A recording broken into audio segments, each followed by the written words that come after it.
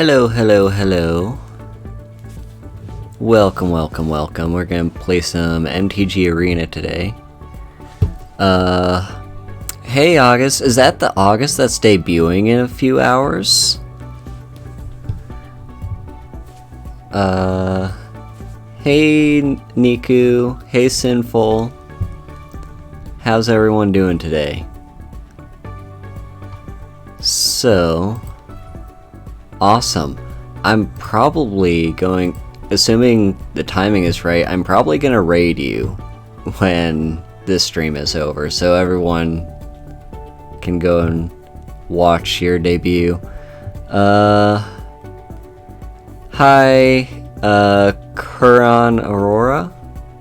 How's it going? Let's see if... I'm sure you'll do great. Can anyone hear game audio right now, by the way? It's not... There's not a lot to hear, but can you hear anything at all?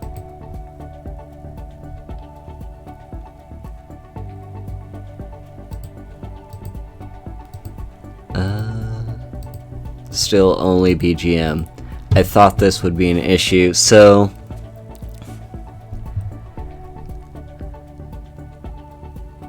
Alright, that's fine. See you later, Niku. Yeah.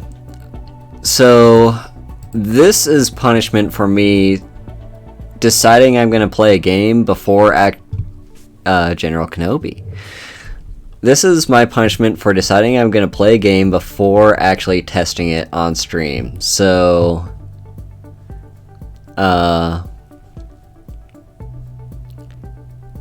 basically, yeah, Wizards of the Coast, the people that created Magic the Gathering, are not very good when it comes to technical stuff like this. Apparently, I mean, Sinful, I don't know if you've tried streaming this at all, but apparently this has been an issue with trying to capture the game, like, in Streamlabs OBS. It just doesn't work through game capture. I'm doing this through display capture, and for whatever reason the audio isn't working properly. Actually, let me just make sure I even have it as a source. Yeah, there is a source for audio output. It's just, for whatever reason, you can't. I tried capture window, but for whatever reason it's just, it doesn't. Yeah, we can fix it like after the stream. I don't, as long as it doesn't bother anyone, really. There's just like sound effects and stuff in the game. There's not a whole lot of stuff to listen to. Yeah, I tried window capture and that just was just like a still image. I wasn't sure how to get it to like capture me moving around and stuff. Yeah, I have it for desktop audio, but for whatever reason it doesn't seem to be capturing properly. Yeah, so I figured that we should just be fine with my voice and BGM. There's not a whole lot to listen to in this game. Also, sorry I missed the earlier message. Are you enjoying the new set? I saw some cards that looks beautiful. I picked up the game. Yeah, so I actually have not tried any of the cards from the new set. This is going to be my first time interacting with them. Although I have seen all the spoilers for it and it looks pretty cool. Anyway, I figured since this is a brand new account, we could just start from the very beginning. I don't know if anyone here is brand new to the game, but I also figured people that come by to watch the VOD could also learn from this. So we're just gonna start from the very basics. This is the tutorial, and I'll just play through it quickly. Also let me know if the frame rate is having issues. I don't think it was when I was testing it, but just let me know. Oh, you do hear stuff? Okay.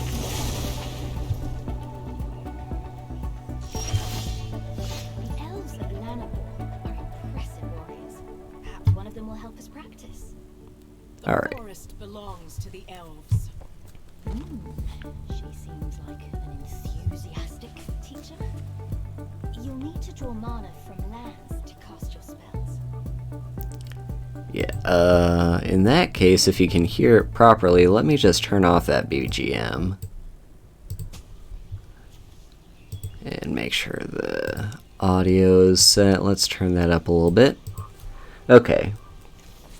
So, yeah, this is Sparky. She's going to help us learn how to play the game. And anyone who wants to pick this up, totally free to play, totally free to make an account. It's on desktop, it's on mobile, although I don't know how well it works on mobile. And yeah, you just play, these are lands, basic lands, you play them in order to cast spells. So, this is telling me to play a land, so we're going to play a land. Good. Yeah, I figured it'd be terrible. Not lands to cast anything yet. So that's all you can do right now. Yeah, you can see right down here at the top it says those two symbols at the top. That's what it means by mana. Yeah. Anyway, so you can play one land a turn. So this is our second turn, so we can play a second land.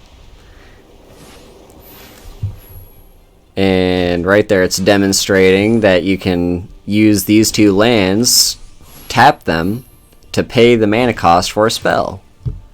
So, and it kind of highlights that for you. If you can cast a card or play a card, it'll highlight this in like blue, and it'll tell you over here, highlight the lands that it'll automatically tap to play the spell. So this is a creature, it's going to automatically tap those lands, and there you go. I know a barrier to getting into the game is there's a lot of rules to keep track of, and a lot of just how you're supposed to play the game to keep track of. So when I first picked up this game back in the days of Return to Ravnica, what year was that even? This is like I completely broke the rules all the time because I had no idea what I was doing because it was a physical card game. But thanks to Magic Arena, like, it physically won't let you play anything unless you can. So, there we go. Only one of your creatures is ready to attack. So yeah, Summoning Sickness, after you immediately cast a creature, unless it has a specific ability called Haste, you're not going to be able to attack. But this one was cast last turn, so we can go ahead and just click it, declare it as an attacker. It's unlike in other online card games like what's that one popular one called? I can't remember what it's called, but other online card games you can actually attack other creatures. In this game you can only attack the other person's life total or planeswalkers if they're there, but we're not going to worry about that. You're going to pay for that. Thank you for the Prime subscription, August. Welcome to the guild. Now send the cards to inspect. Alright, also, yeah, what is that card game called? But yeah, we've got, down there in the bottom you can see the two numbers. The number on the left is this creature's attack, and the number on the right is its defense. So that's how much damage it deals and how much damage it takes. These are both 2/2s, so they would kill each other. This thing is a 3/2, so it deals 3 damage, but is relatively flimsy. Keep pressing the attack. And we could click these individually if we only wanted to attack with one, or we can just click the all attack, which is my favorite button. Declare those. You've So yeah, they get the option to block. These two creatures are gonna kill each other. That's called trading. Yeah, the game's pretty good at demonstrating all this, so yeah. Admirable. Pity I have to crush you.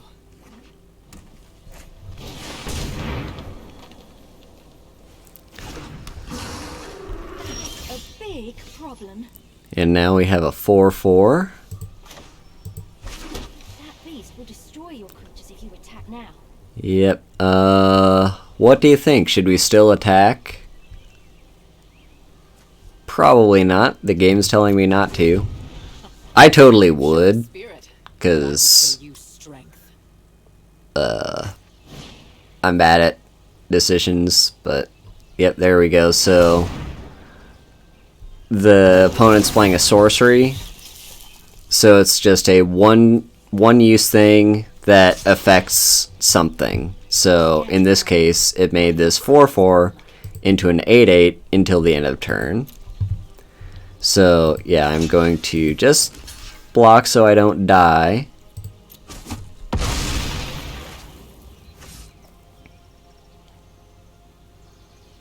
Yeah, see right there, even though this thing's massive, this tiny little thing was able to block. And look, I drew a spell. So yeah, this is a sorcery. I can just pay it for 2.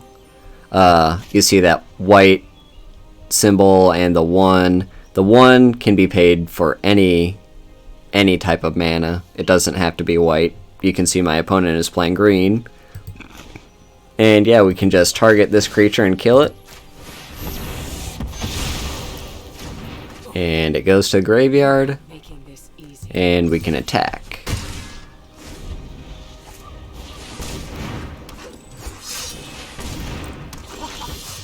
We've got you cornered. Cast the spell. Clear a path to finish her. So I've been playing this game, like Magic and Magic Arena, for years now. I started playing Magic Arena back in 2019 when War of the Spark came out. So, and I've been playing Magic as a whole since high school. So I've been playing this for a long time, but I just decided to create a new account as Haru and just kind of show things off to beginners, get them into the game. So yeah, with this it's a sorcery, tap all creatures your opponents control with toughness 2 or less. That would be both of them. And now we can attack. Well fought, outsider. Yeah, this is still just the tutorial. We'll get into like the juicy part and probably, I don't know, how long is this gonna take? So yeah, we've got a new card, EDH. I love EDH and I really wish it was on Arena. I might also do some Magic Online where you can play EDH, but that is not free. So I'll have to have a think if I actually want to do that. It might be fun just to build some like budget decks on there.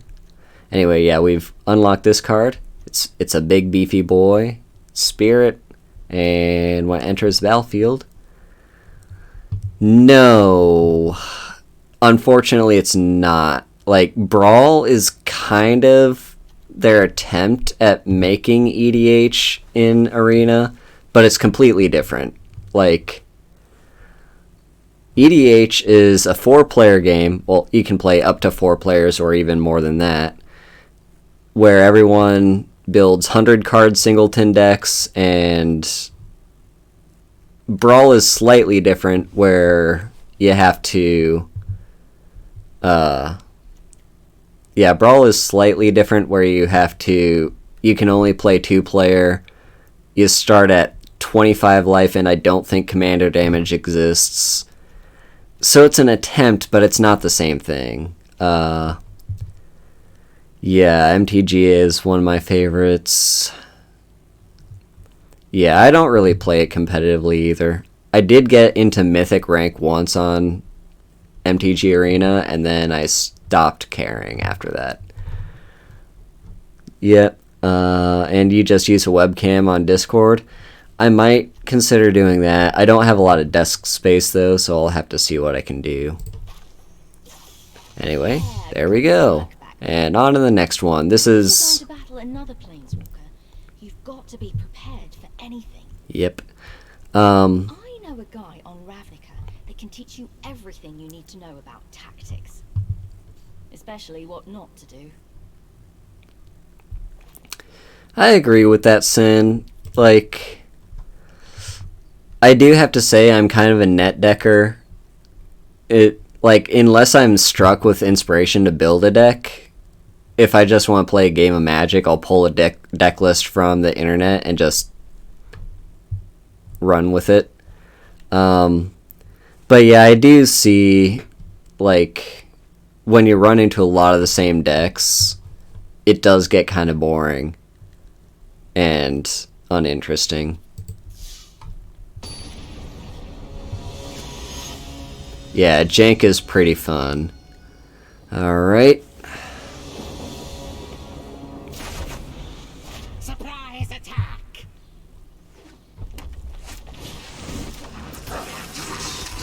Yep, so this thing has haste. It can attack right away. Yes, first blood. Woohoo! Don't worry, these things are basically harmless. I need to turn down my desktop audio because this is a little loud in my ears. Alright, player land. Can't do anything.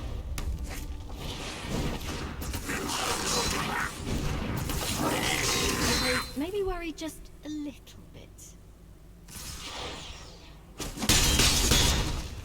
Second blood. Alright. Goblins are so fucking annoying. I don't like goblin decks. Goblins, like, dominated the historic meta in MTG Arena, and I did not like it one bit. I've got more where that came from. Hearthstone! That was the card game I was trying to think of. Yeah, Hearthstone is basically what this is kind of based off of. Well, like, what MTG Arena is trying to emulate. And yeah, like, in that game you can attack other creatures directly, and health doesn't regenerate at the end of the turn. So if one of these 1/1s, I hate Muxus, I hate him with a burning passion. Yeah, if one of these 1/1s hits this 2/2, the 1/1 would die, the 2/2 would be left with 1 health, and then the turn ends, and it gets back up to 2 health. So that's a little bit different from how Hearthstone works. But we can go ahead and play 2 spells this turn. Your creatures aren't tough enough. And we're not going to attack because this 3/3 Back. can, yeah, it'd be a fruitless attack. So we're not going to do anything there. Everybody but me, charge! Alright, now we can actually double block. You can block with more than one creature at a time, and it adds their attack together. So what we probably want to do is block like this.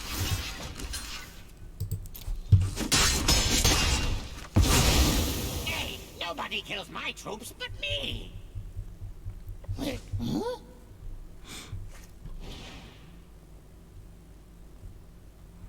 This spell has an additional cost, so in addition to having to pay 1 mana, they actually have to sacrifice a goblin to be able to play it.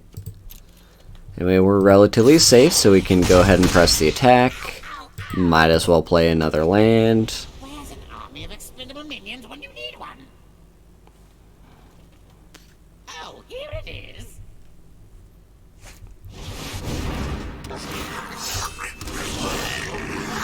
Alright, and then we can play a land and play our big spiritual guardian. Yay! Nice defense.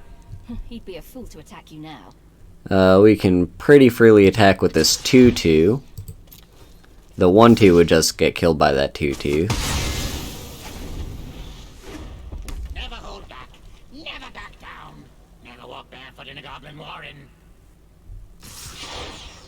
Alright, we can just kill these things. There we go. It's time to bring the pain. Oh my. This is going to hurt. This is fine though, we got another spiritual guardian. Don't want to attack with the 1/2, but the 3/4 can pretty handily deal with this 7/3 because it only has 3 health.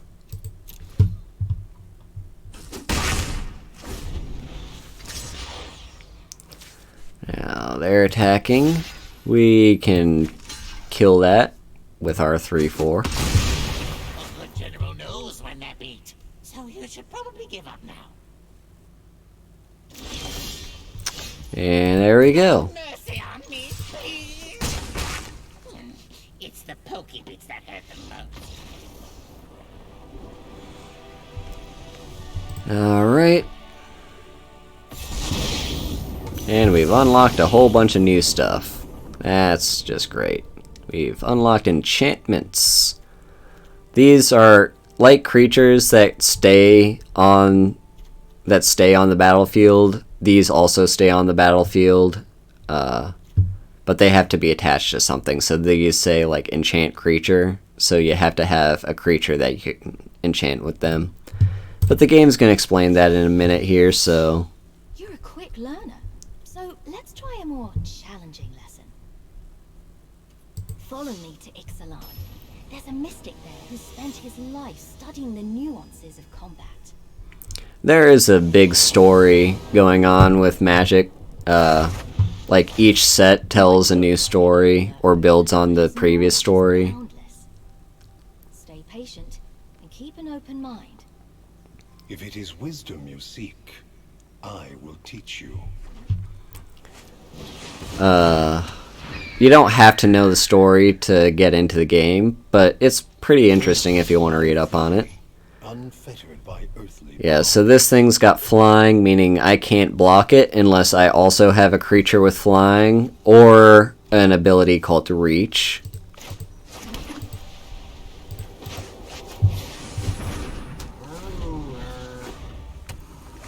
Everything is connected. You must understand the air, land, and sea. Yeah, and the game's also kind of it's kind of introducing the different colors. Fly over any blockers on the ground.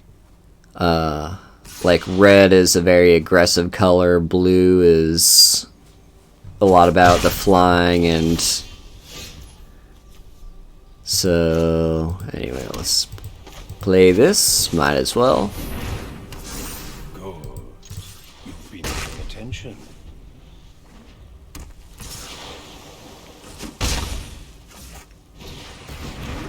Obstacles may block your path, but do not lose sight of your true goal. Is that crab wearing a pirate hat? It is indeed. Or it's wearing a skull that has a pirate hat. And let's play this, and there we go. No reason to attack, because he can just block, so let's just not attack. Battles ebb and flow.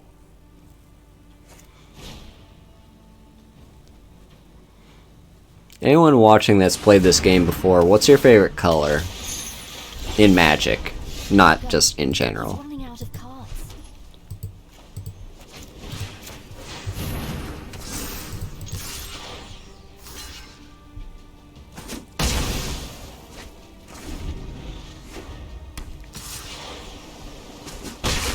If you keep to the shallows, you'll never learn the secrets of the depths. Wow, that sounds deep. There's divination. Alright.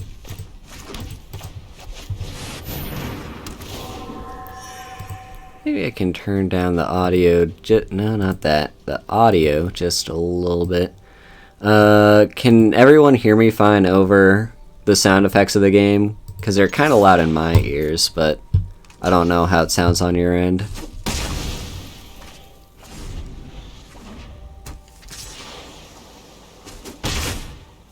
Seems fine. Alright. If you make big waves, We got a big dinosaur here.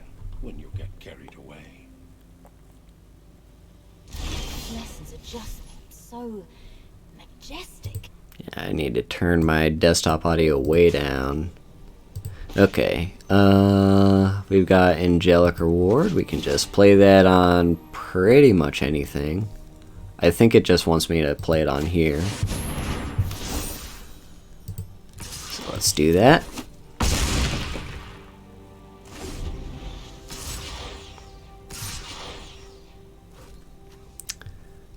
I mean, I guess we could block. We're not gonna die either way, but might as well. The student is a river. The teacher is an ocean. The master is also an ocean. Wait, what? That last one sounds a bit fishy. Alright, and here we go. Thinking of isn't even a mermaid. Bam. It was fun while it lasted.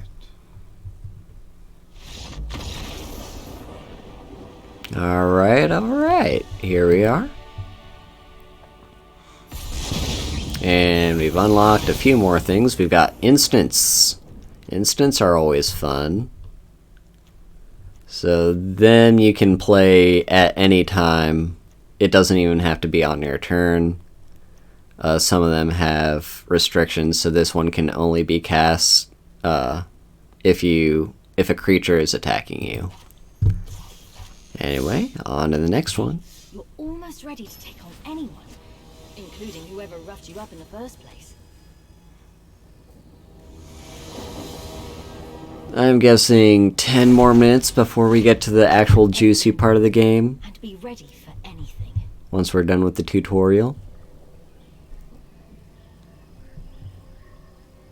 Oh, what pretty little thing has wandered into my web? Alright. Sanctuary cat. Go on, attack me.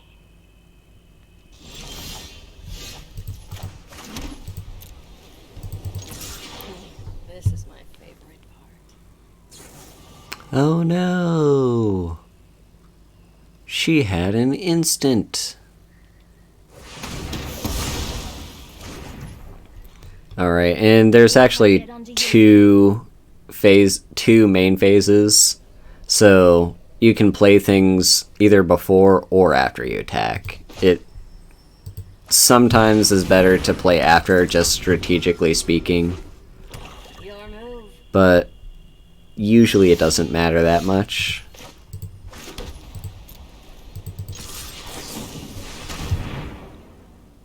Yep, so this creature has flash, meaning it can be played at any time instance can be played,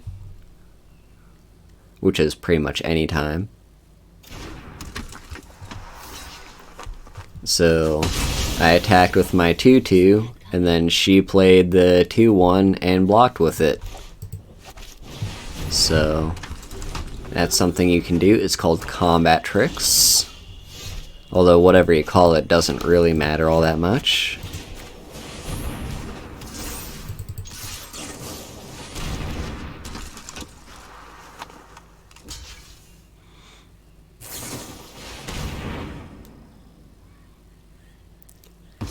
Alright, now they're actually sacrificing this creature as part of the additional cost after they blocked. So it still absorbs all the damage, and they don't take any damage.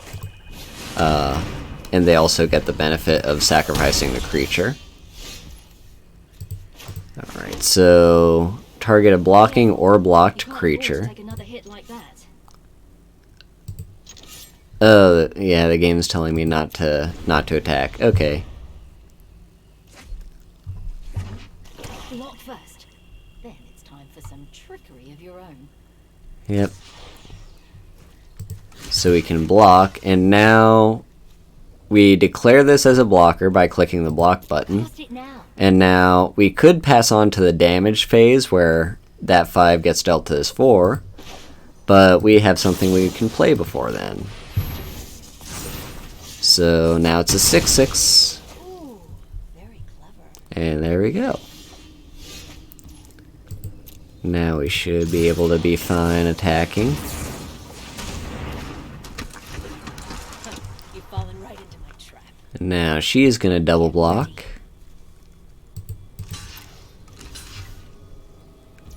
And then we can make our creature bigger so it doesn't die. Yay. Respect that. I've got nothing, really.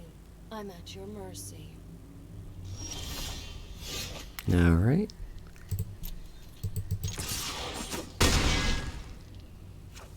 Looks like you've let your guard down.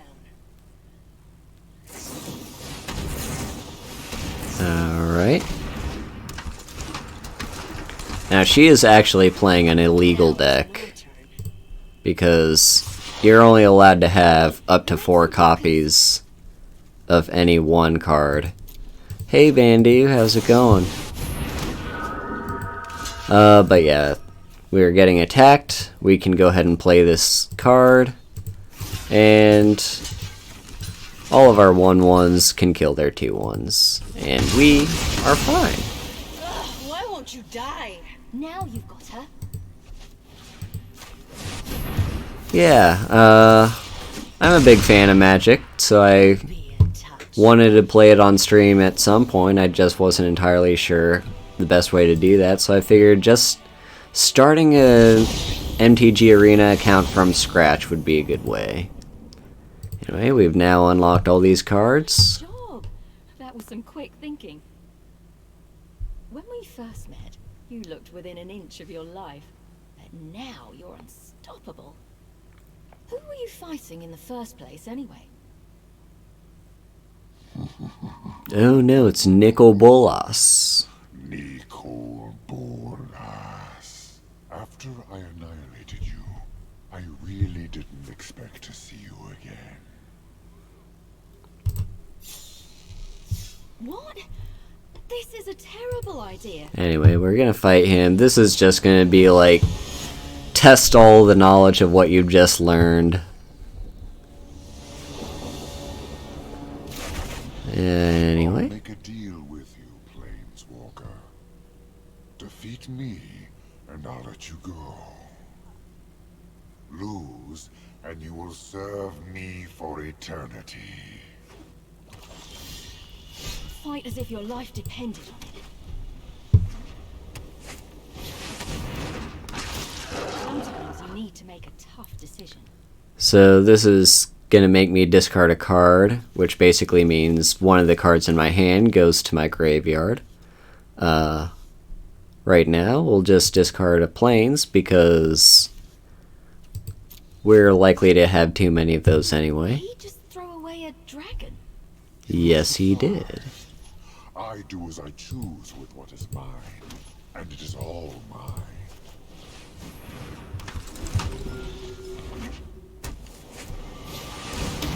Yeah, a deck can have as many colors as you want, Is at my whim.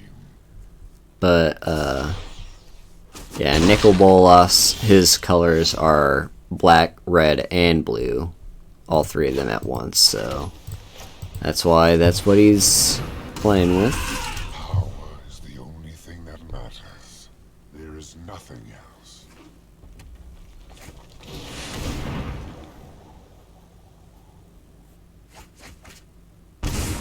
See a little scorpion crawling across the board there.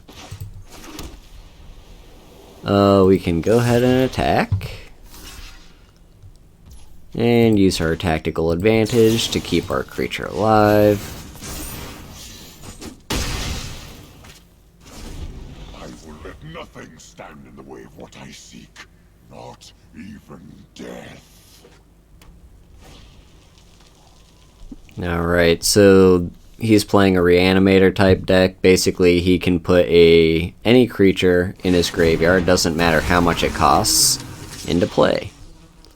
So now that 4/4 dragon that was in his graveyard just went directly onto the battlefield as a dragon zombie that also happens to be black. So we can play this, gain some life, and just attack. No reason in not attacking. Enough of this.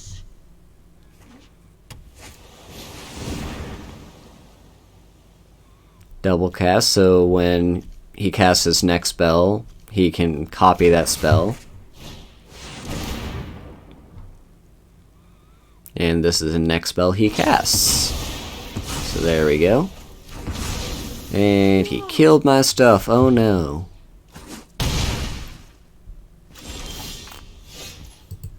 We can play our land and our big creature. So this guy, he's... I wish I'd stopped doing... Maybe I can... There we go, I can right click. He's a rare. So cards have different rarities. We've got common, which is just kind of like the plain symbol, I guess. It's usually either black or white. And we have rare, which is this gold symbol. And this card is uncommon, so it's silver. And then there's one more rarity that's higher than this called mythic, which is orange. And rarities, sometimes it's usually a good indicator of the card's power level. So a rare card is going to be better than an uncommon, generally speaking, but that's not always the case, and it's very situational. But it's a good thing to keep in mind when you're just beginning. So we can play this, and because of this, this guy has the ability, whenever a creature with power, so that's the attack symbol right there on the left, 2 or less, so it could be 2, 1, or 0, enters the battlefield under my control, I gain 1 life, and I draw a card from my library. So that's what's happening here. I just play these, gain life, and draw cards, Pull this off. and I can take vengeance to kill the volcanic dragon. No matter. Soon there will be nothing left of you either. And what is this? The Chaotic Maw. Hey! It's a All 6/6, succumb to Bolas. and it killed most of my stuff. Well, no reason to attack. So you can prepare for his attack.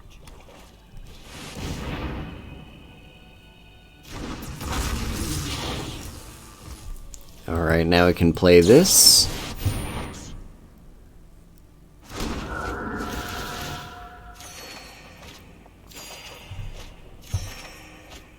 underestimated you.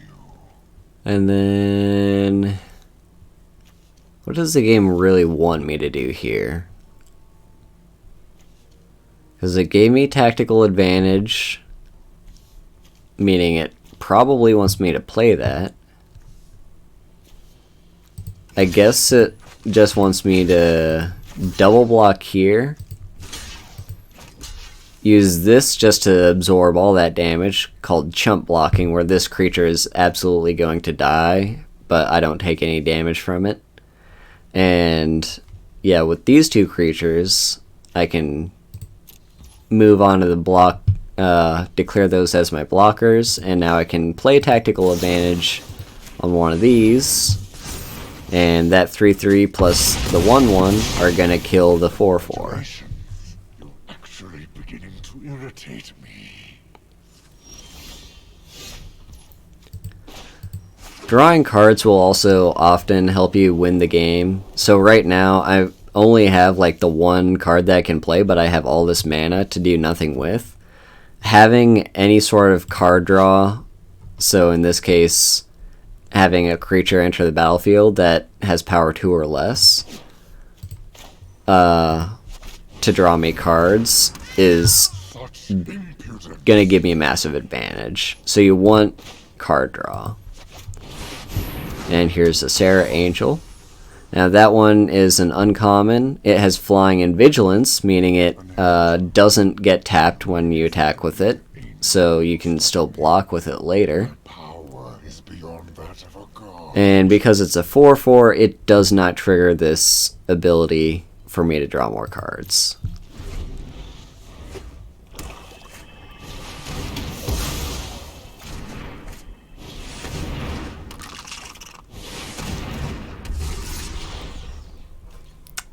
Alright, well, I don't see this 1/2 being useful, so we can pretty easily block with that. Maybe the game wanted me to use my Sarah Angel there and use tactical advantage, but Don't give up now. this is a lot better, so we can make this thing into a 7/7, which is bigger than any of these things. And because it has vigilance, I can freely attack with it and still have it as a blocker. My patience is wearing thin. Let's finish it. So we can block the 6/6. No reason to play this card because my Sarah Angel isn't going to die anyway. And let's attack. I'm impressed. There we go. We defeated Nicol Bolas. We're the most powerful planeswalker in the multiverse. Not really. Alright, click to continue. That dragon better think twice before he tries messing with you again. And we've unlocked all these decks. So yeah, these are the 5 colors of Magic. It kind of gives you a overview there at the bottom as to how each of them likes to play. So white is you command disciplined armies and force orders to overwhelm your enemies. So basically you want to play a lot of smaller creatures with this deck and benefit from that. Blue, you control the battlefield through illusion. Also, you think 3 steps ahead of your foe. What that means is if you're playing blue, your opponent will absolutely hate you because you will counter every spell that they try to play. Black is every advantage comes at a cost. So there's a lot of cards that involve sacrificing creatures or paying your life total to gain certain benefits. So yeah, sacrifice whatever is necessary to control the forces of death and darkness. And we've got red. Red mages revel in chaos of the battlefield. Fire is your weapon and your inspiration, so you want to play very aggressively when you're playing red. And green. Green is my personal favorite. Kind of tied. I like green and black. They're both pretty cool, although I'm also a fan of white. Though I usually play various combinations of these colors. So, anyway, mono green would be, as a green mage, the natural world is at your command. The power of life itself fuels your magic. So, you're going to be playing big, beefy dinosaurs and giant stuff if you're playing green. And I've unlocked all these decks that I can use at whenever I want.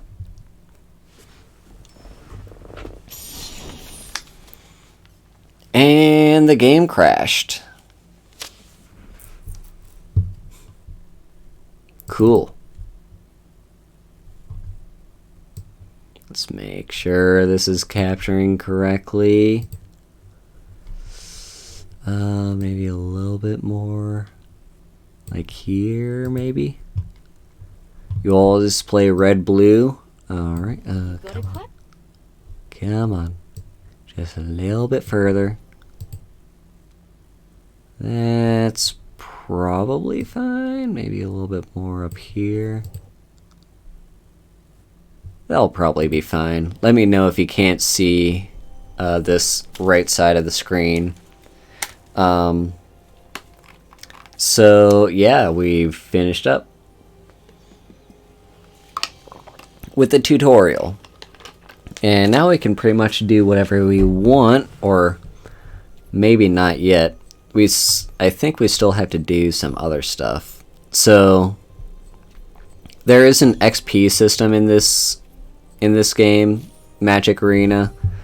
Basically, as you win games and complete various challenges that'll appear here at the bottom, you will level up to the next level and unlock certain rewards. So right now we can actually click on that and it'll take us to, yeah, this is the mastery tree.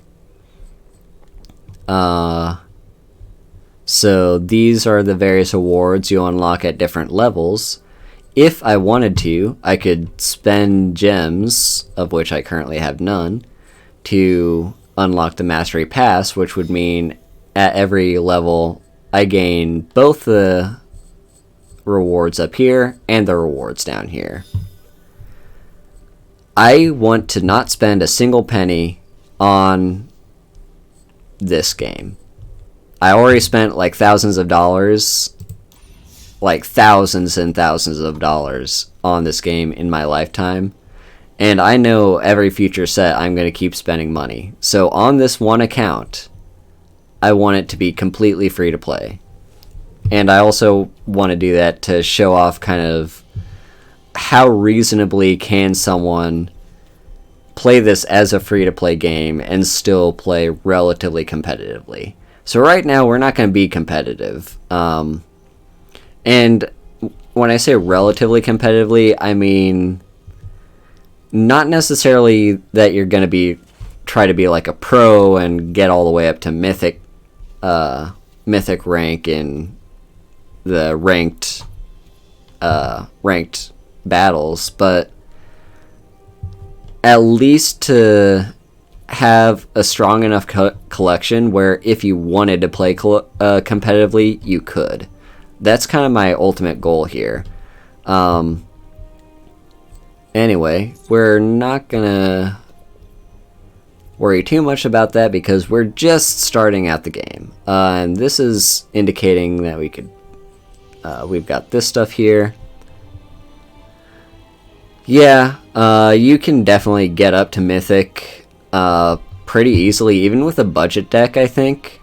Like, Mono Blue and Mono Red are some of the cheaper decks to build, and also Mono White. They're all fairly easy to build without spending too many resources, and you could, with a lot of grinding of course, get up to Mythic on the ladder. Yeah, you won't get through an invitational with one of those sorts of decks. I mean, in theory it's possible if you're extremely lucky and your opponent makes a lot of bad plays, but for the most part, yeah, you're not likely to win any major tournaments. But the main point of this game is just to have fun. And that's what I kind of want to show off.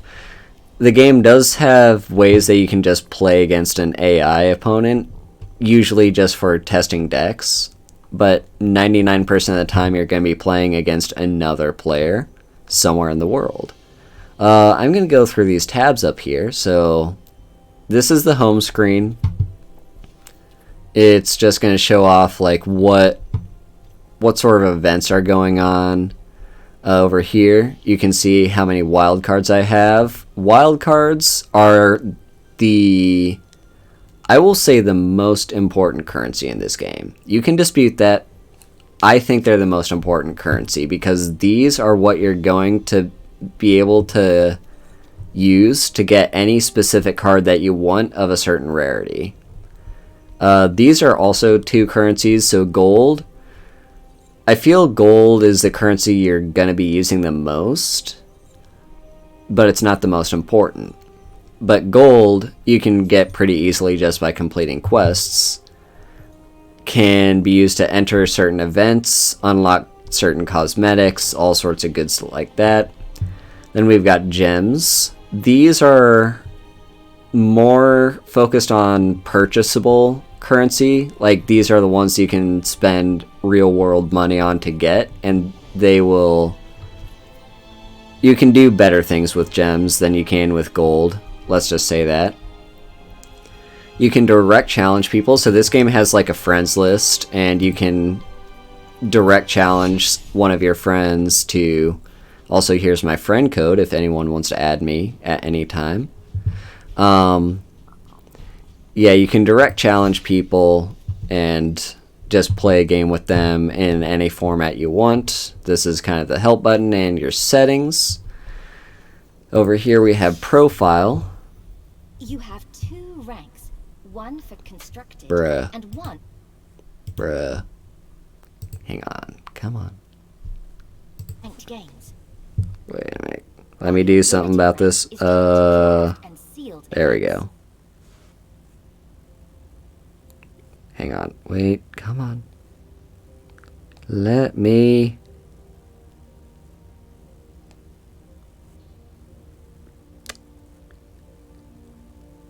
Da, da, da, da, da, da, da.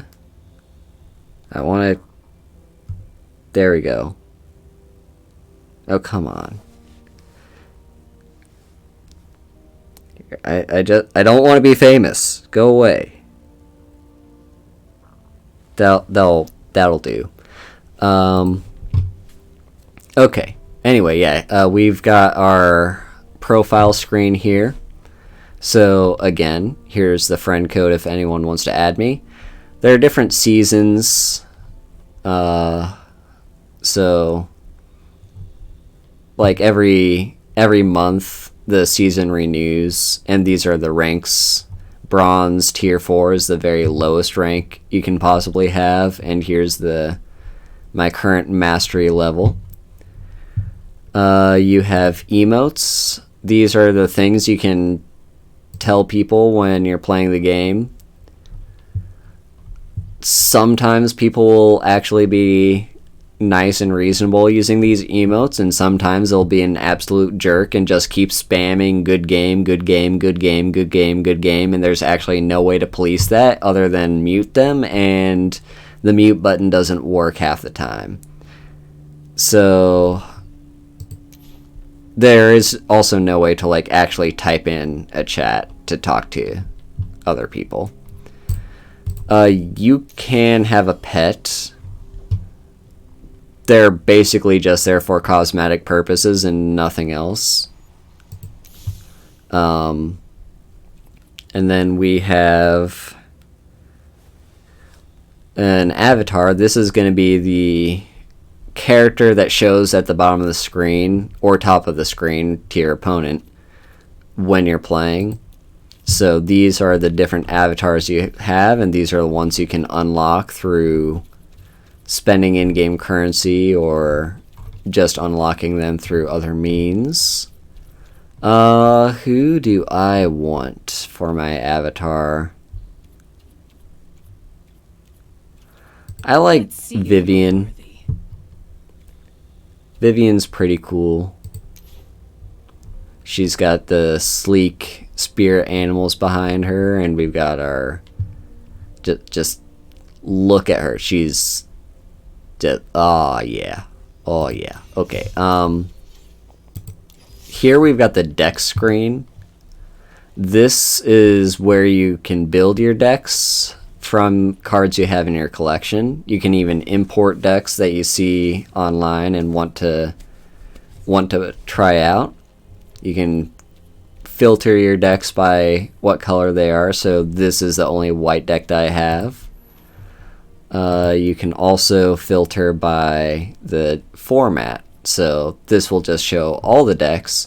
Standard is just using cards that were made in the most recent sets, and I always have to look online to see what exactly is standard legal. I don't actually play standard all that much, although I have a feeling we're going to have to just in the beginning of this, playing on this account. Historic is probably my favorite just day-to-day format to play on this, on Arena, because it lets you play with any cards that aren't banned. So even sets that are too old to be in standard, you can still play with them. So your collection will never get old, basically. Pauper is a format where you only play with common cards. We're probably going to be playing some of that too, just because we aren't going to have that many rares to begin with. And Singleton is basically you have to build decks where you're only allowed one copy of each card, where typically you're allowed up to 4 copies of any one card. And then Brawl is kind of, it's a like fun format where you build a deck around a certain card. So a legendary creature or planeswalker, and we haven't seen planeswalkers yet. We'll get to that at some point. And basically the deck has to be Singleton and has to have the colors of that legendary card that you built the deck around. We're not going to get into Brawl right away. We'll probably do that in like a later stream. But right now we're just focused on building up our collection. And this is also telling us, yeah, we have to actually play some more, like prove to the client that we actually know how to play the game before we can actually unlock these decks. These are the booster packs. You can get packs from any set in the game, and this actually tells you what sets are legal to use in standard and which sets are only allowed to be used in historic. So these gold sets up here at the top, they are only in historic, whereas the white ones can be used in any format.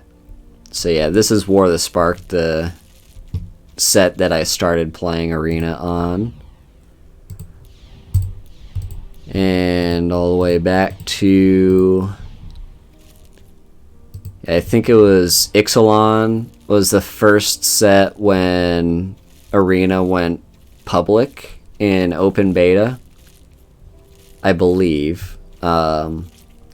These two sets, Amonkhet and Kaladesh, were available when it was in alpha, and then they were recently added back into the game. As you can see, all these decks, all these booster packs you can buy with in-game currency, so gold or gems. The one single pack is the only one that you can actually buy with gold. Everything else you would have to buy in gems. And if you buy these bigger packs, the 45 or the 90, you get this card for free. Well, it's not free because you have to pay gems for it, but you get this card as a bonus. I don't usually buy packs too much because I find you unlock them relatively frequently. And I already showed off the Mastery Pass. The Mastery Tree, which is what these orbs are for, you can use to unlock cosmetics. So these are different cards that the cosmetic can be applied to make it look all fancy and stuff, where it's like 3D almost. They don't actually have an effect on the gameplay. It's just like having a shiny Pokemon, basically. It's just cool. And this is actually avatars that you can unlock, which I think that's a new thing. I don't think they've done that in any previous sets. But anyway, Strixhaven is the most recent set that just got released like yesterday. And I haven't actually had a chance to play with any of the cards from that set. Anyway, and this is a pet that you can unlock at Mastery Pass level 70, so you need the Mastery Pass to get it. So anyway, let's just play a game. So right now, we can't do anything until we do color challenges. This is, again, just You've mastered like everything prove that you know how to play the game with the different colors. take on greater foes. So Which path to choose? the tutorial had me play as white, but does anyone have a preference for what I should play here? I already mentioned my two favorite colors are green and black, but I'm totally open to ideas if anyone has a preference here. We'll probably have to get through all of them anyway, so it doesn't really matter.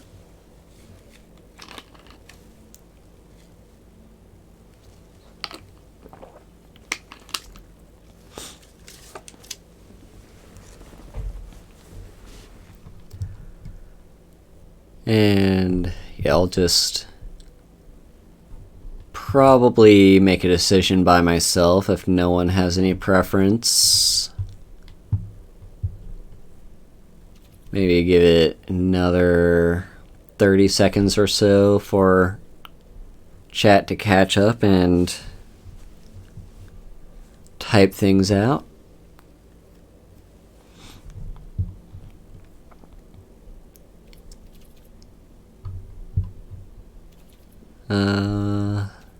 Yeah, so green.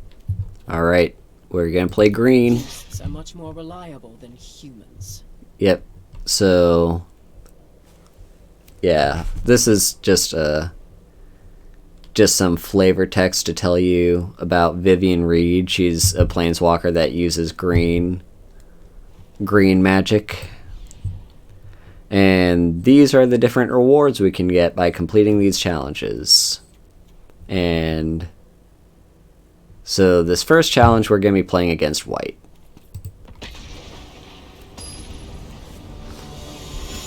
And yeah, this is just to kind of prove to the game that you know how to play after playing the tutorial. So yeah, first things first, just play a land. This is what I like about green, right? So green has, it's called ramp. Basically what it means is you have ways to gain more mana than just the lands that you have in play, or you can get more lands. So this Elysian Caryatid has an ability where you can tap it to add mana of any color.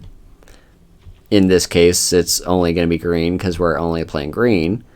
And if we have a creature with power 4 or greater, so like this dinosaur for instance, then it would add 2 mana. So yeah, basically green is good at getting mana fast and getting you to being able to play these big creatures ahead of the game. Alright, now we have 4 mana, even though we only have 3 lands. So we can actually go ahead and play a Baloth Pack Hunter. This thing has Trample. And when it enters the battlefield, put 2 counters on each other creature you control named Baloth Pack Hunter. So Trample, as you can see here, says a creature with Trample deals excess combat damage to the player or planeswalker that it's attacking.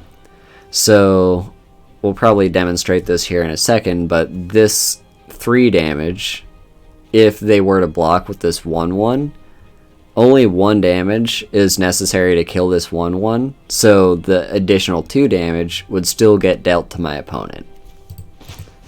Anyway, let's keep playing the game. And we can actually do something cool here. So this Baloth Pack Hunter, with its enters the battlefield ability, made this thing bigger. So now this has power 4 or greater, so my Elysian Caryatid can actually tap for 2 mana, which I can use to play another Elysian Caryatid. And attack with this 5/5 that now has Trample. So yeah, my opponent's gonna block with pretty much everything. And yeah, we want to... Here we can choose the order the damage gets dealt. So we kind of want to kill the bigger thing. This thing can get bigger later on, so we want to kill it next. And then we don't really care about the Sanctuary Cat.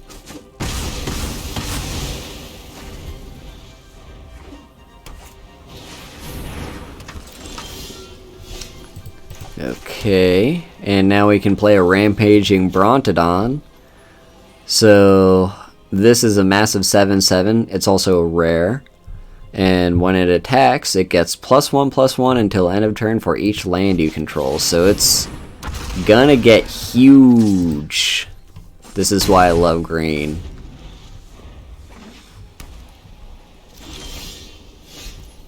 So let's just play an additional land so this thing gets even bigger.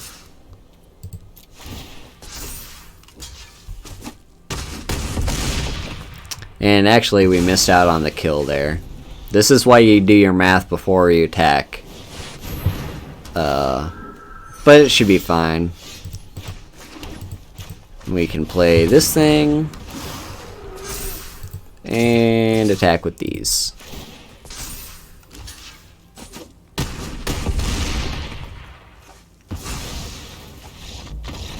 And there you have it. Pretty easy stuff.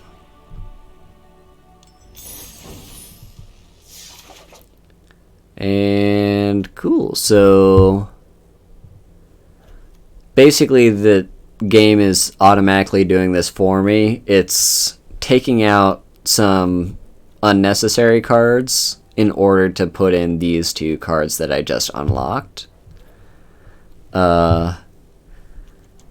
There's nothing stopping you from having a deck that's bigger than 60 cards, but 60 is the minimum required, and you generally don't want to go too high over that minimum, otherwise you will dilute your deck and reduce the chances of drawing cards that you want. So let's move on to play against red.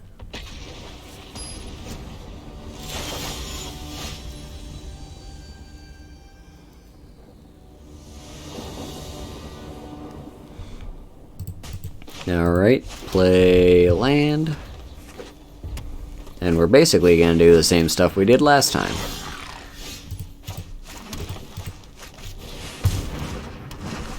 So they have... Whenever this thing becomes blocked, it makes a goblin token. We're not worried about taking 1 damage. Oh, this asshole. Okay, well...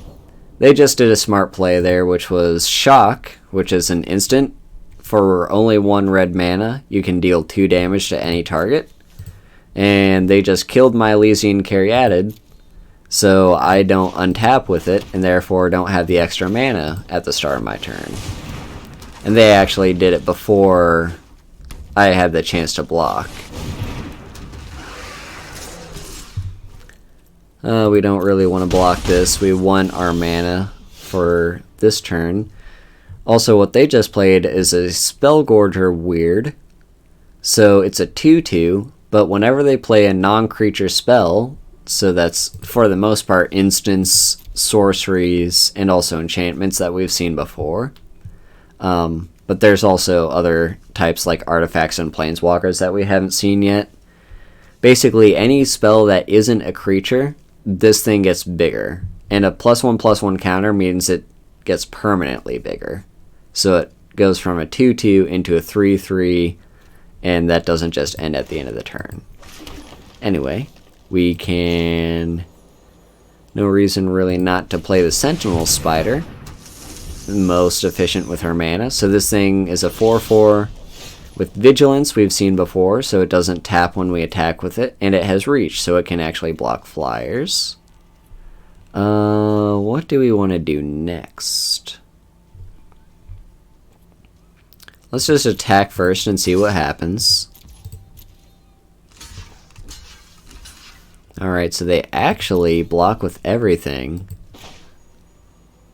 So what we're gonna try to do is save our spider.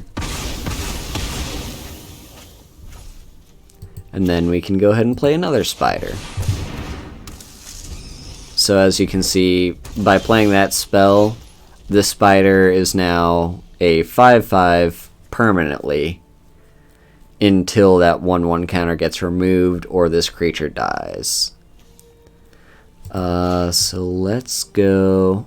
So here we have an enchantment. I explained earlier how being able to draw extra cards gives you a huge advantage. So we're gonna go ahead and play this. It's not gonna trigger with the Baloth Pack Hunter when I play it, but I want this out soon. So when we start drawing more creatures, we can start gaining this benefit. And no reason not to attack with this.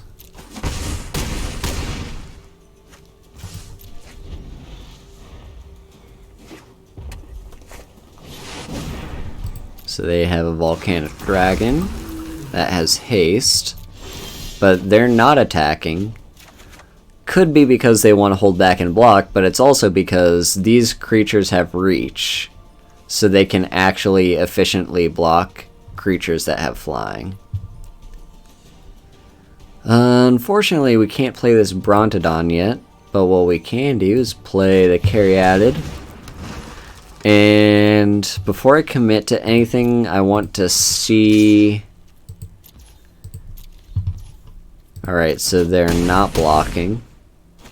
Actually, you know what I just did? I just didn't win. Because what I could have done is waited for them to not block and then played Stony Strength on either of these two creatures. That would have added up to 10 damage and killed my opponent, but sometimes I don't think too much when I play this game, and that's fine. You do need to think some, but it's also, like, you can totally just turn your brain off when you play this game.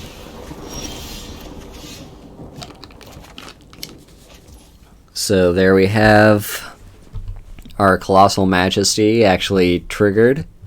So at the beginning of my upkeep, that means the very start of my turn.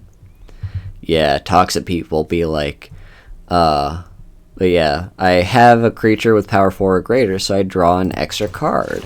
So that's cool. And now we can just play this.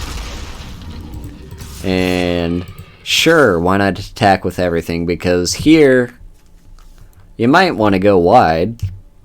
Because any amount of damage that gets dealt to my opponent can kill them. And we don't know if perhaps they could block this and then kill this. We don't know. So, might as well attack with everything. And there you have it.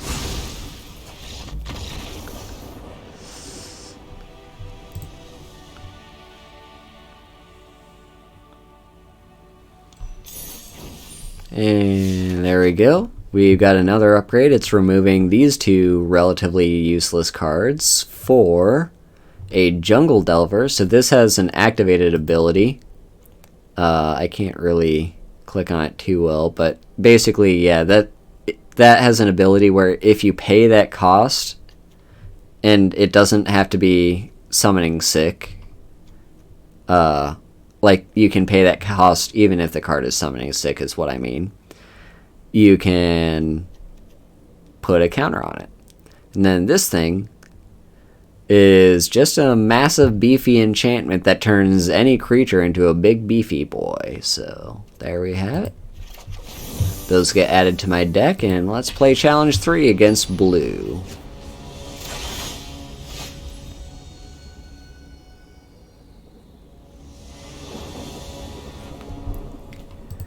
Alright, so we can actually play something on turn 1 here for once, which is nice. So might as well do that.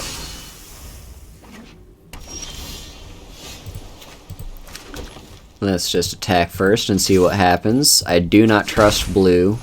Never trust blue. Words of wisdom to live by. Do not trust blue. Alright,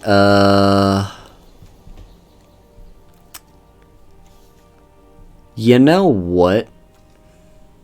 I'm gonna attack just with this thing.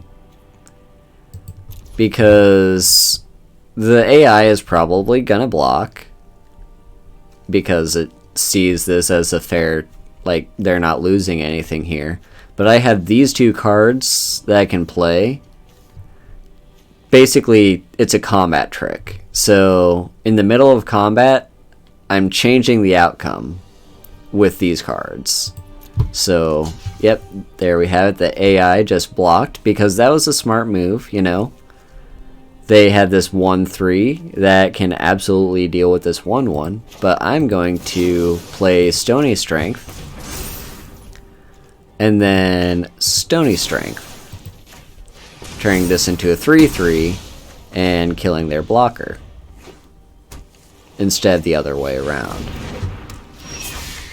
Alright, so this card has an ability that makes their flying creatures actually cost less.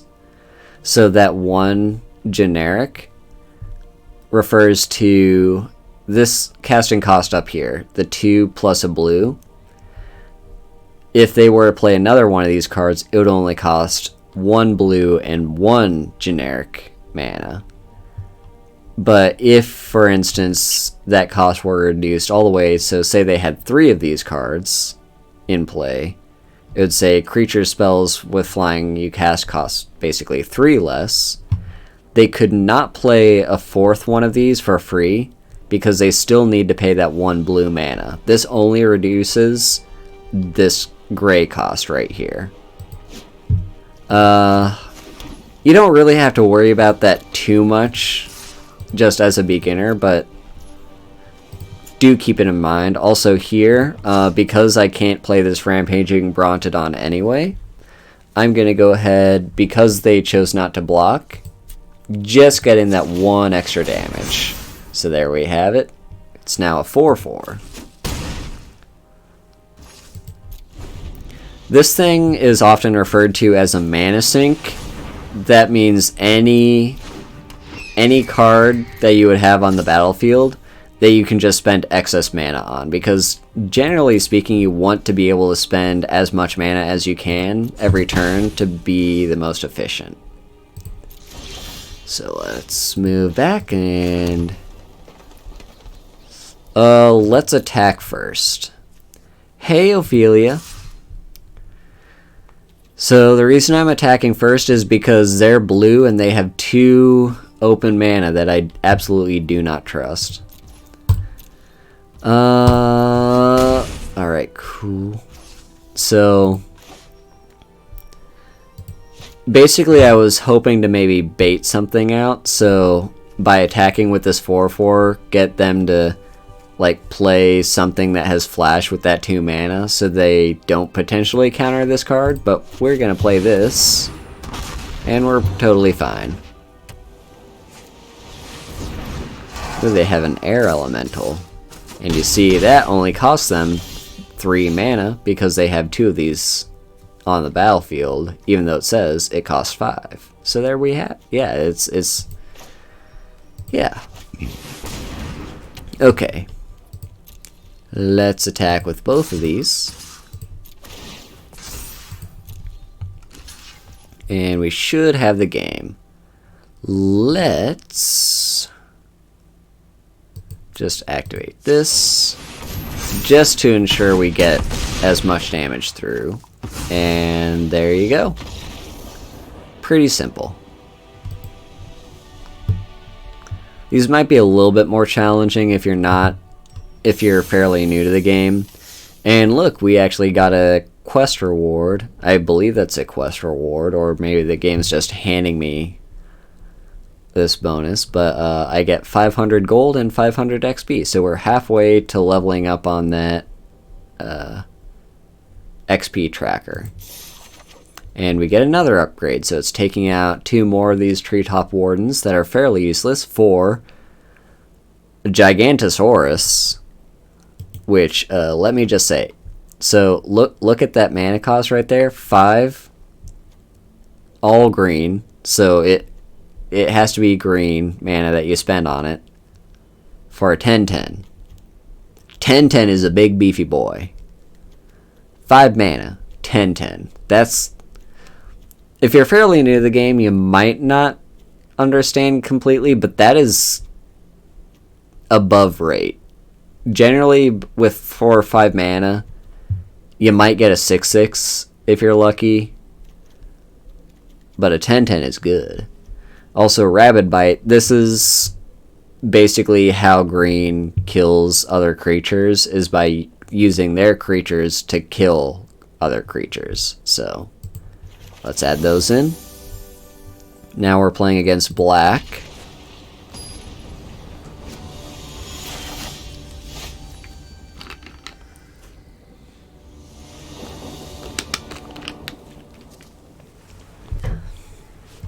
Okay, let's play this forest. Don't have anything to play here on turn 1. Alright, so they have a creature that has a Death Touch, which, believe it or not, is the bane of green. Because green likes to have these big beefy creatures that can basically survive any combat. Death Touch means any amount of damage that this creature deals is enough to destroy another creature. So even this 1 damage is enough to kill my dinosaur.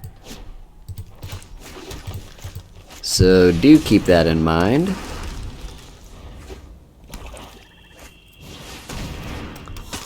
And this thing, whenever a creature an opponent controlled dies, put a 1/1 counter on Malakir Coldblade. Alright. Well, we can play this forest. Now, I have 2 options here. I could play this Baloth Pack Hunter on turn 3, which is probably the best play because that spends all my mana. Or, if I really feel like either of these are going to be a problem, I could kill one of them with this Rabid Bite. So make my Elysian Caryatid deal 1 damage to either of these creatures, whichever I feel is more of a problem. But I'm not too worried about it right now. I just want to play my big creatures. That's what I came here to do. That's why I'm playing green. So I'm going to turn the heater on because it's getting kind of cold in my room. Okay. So they are attacking because they know that this would be a decent trade for them. They'd be trading this cheap 1/1 creature for my big 3/3 if I wanted to block. But I'm not gonna block. So there you go. And we can play this. We could Rabid Bite one of these things if I felt it was a problem that they were there before combat. Also, these are sorceries, so I can only play them now or after combat. Those are the only 2 times I could play this card. I feel pretty safe, so I'm just going to attack. And hey Minra, how's it going? So yeah, kind of what I talked about earlier in terms of being the most efficient with your mana. You want to spend as much mana as you can usually. So spent the last few hours making sure your Discord server works. Alright, I'm excited to see your Discord server. I'm excited for that. So yeah, I probably do want to play one of these. So its target creature I control deals damage equal to its power to target creature I don't control. So its power, I'm just gonna make my biggest creature, and I'm most worried about this thing that has Death Touch, so we're gonna kill that. And I could play this to kill one of these 2, but if in case they play anything that's a little bit more threatening than these, I'm just gonna keep this in my hand for now.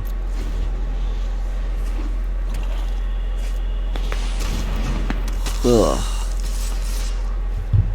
No one's redeeming that posture check, so I'm kind of suffering here on my own. Alright, I'm not going to block, because I want this Elysian Caryatid to survive long enough that I can play my Rampaging Brontodon. And 2 damage is nothing, so there you go. Alright, well, thanks for stopping by and have fun with whatever you're doing. Alright, still don't have enough mana for this Rampaging Brontodon, but we can play a Baloth Pack Hunter. And this thing makes this thing nice and beefy, and now this thing actually taps for 2 mana. So, haha. We're gonna attack first, just to see if they bother blocking with their Savage Gorger. Because if they do, that means we can save this card for later. So let's attack. And they don't block. I didn't think they would. I don't know if it's probably most efficient for me to do this. So yeah, I'll play Rabid Bite to kill their flyer, because that seems like it would be the one most likely to get out of hand. And I want all my mana next turn to be able to play this Rampaging Brontodon. So here we are. There's the Brontodon, and now we can... I think we can pretty safely attack with this Baloth Pack Hunter, the 5/5/1, because even if they kill it, I'd be trading one of my creatures for 2 of theirs. And one of those 2 creatures would be this Sangir Vampire. So we can freely attack with that, and that's exactly what my opponent does. So we want the Sangir Vampire to die first, and then this is going to die second, but they're going to die at the same time because I have enough damage.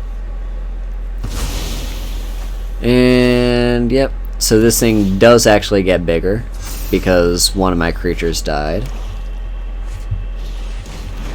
And there's the Typhoid Rats. I was a little bit afraid of that.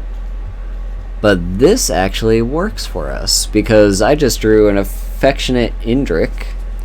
So when this enters the battlefield, it fights... that's what the may says right there. I may choose to have it fight a creature I don't control. So fight is similar to this Rabid Bite, except instead of it just being my creature dealing its damage, their creature also deals their damage. So I'm actually going to play this before combat and have it fight this Typhoid Rats, just so they can't use it to block one of these bigger creatures. Although actually...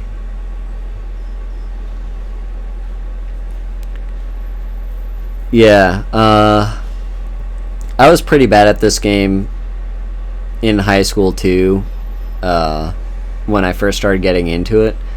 Although what I really like about Magic Arena is this client basically makes sure that you follow all the rules correctly. So, and it's free to download, free to play, so I definitely recommend it if you're interested in getting back into it. So the smart move is, yeah, kill this thing. But what I'm going to do, I want to show something off. So let's have it kill this instead. I'm going to attack with both of these. They are most definitely going to block with their Death Touch creature. And yes, this 1 damage is going to be enough to kill either of these things. They're probably going to block the Brontodon. Say that 10 times fast. Yeah, they're probably going to block the Brontodon. But because this thing has Trample, even though this will die, it's still going to deal all its excess damage to their face. And there you go.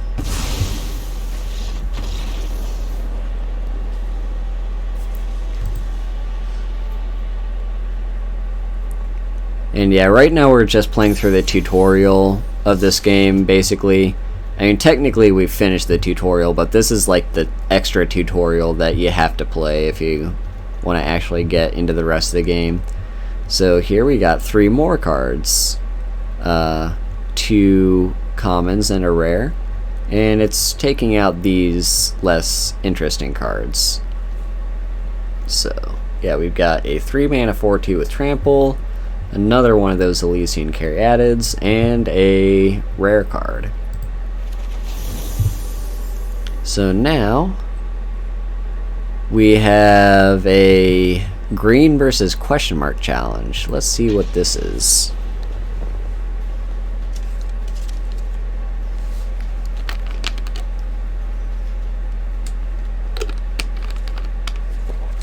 Did the game crash?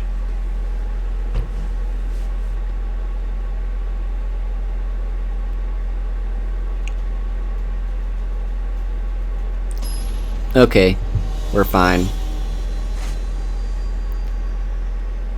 Yeah, this client and its servers are held together by duct tape, so especially right after a set releases, it's likely to crash.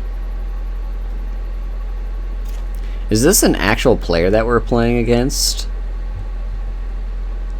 Off-tone? And I can't read that kanji, but I know that says Ofutone. Ofutone? This might actually be an actual player. Looks like it because they have a pet. And you can play with it. And it's mad at me because it's not my pet.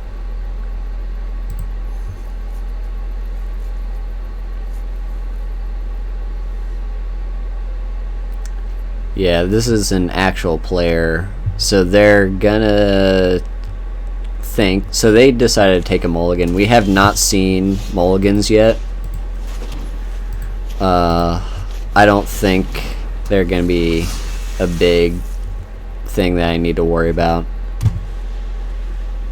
Not right away. So yeah, it seems the game kind of after you get in, like once you complete a challenge, it's gonna tell you, like it's gonna throw you up against another player and just see how you do against them.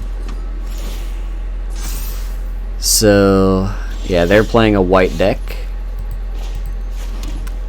I now have 3 mana.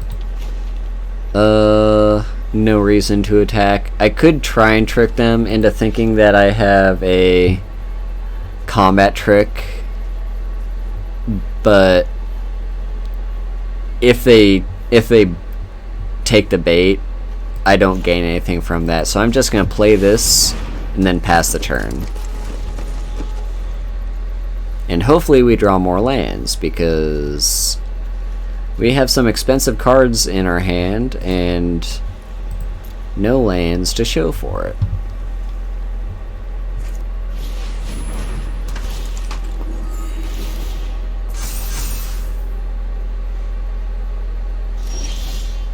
Alright, they choose not to attack.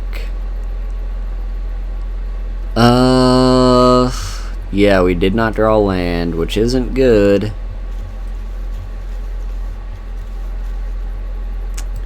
Hey, meat. Yeah, we did not draw our land. I chose to attack there because I don't see myself blocking with the Wildwood Patrol, and I would rather just be offensive with that.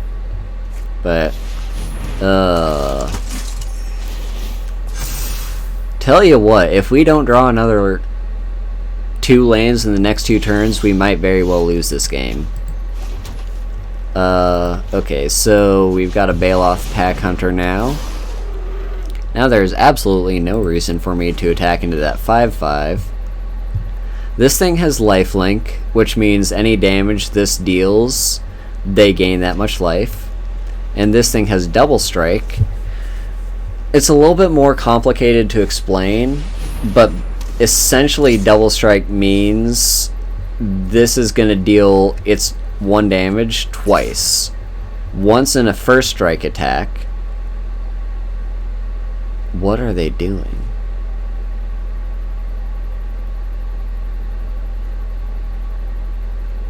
I do not trust that. They have mana open and a card, and we've seen white has combat tricks. But I'm still willing to make the trade. Getting rid of that lifelinker, so there's it might be a throwaway. Yeah, there we go. So yeah, it gets bigger. Their stuff gets bigger, but now they can't keep getting bigger. I really, really, really need a land. But what I can do is, even though this thing can't attack or block because of pacifism, it still exists. So I can still use it for my Rabid Bite. I'm going to deal 3 damage to this thing.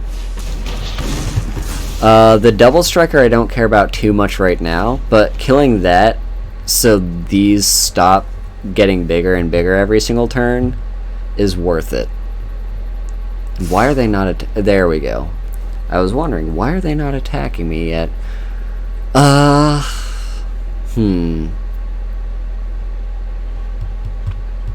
think I do want to chump just so I don't take the 6, but I'm fine taking the 7.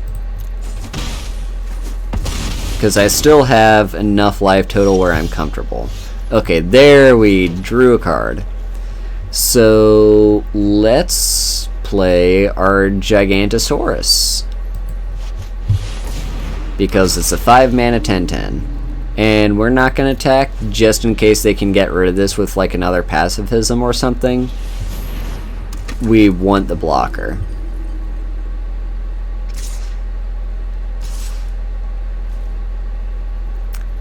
Alright, I'm assuming what they're trying to do here is just kind of overwhelm me, because I can't effectively block both of these, so I can kill that.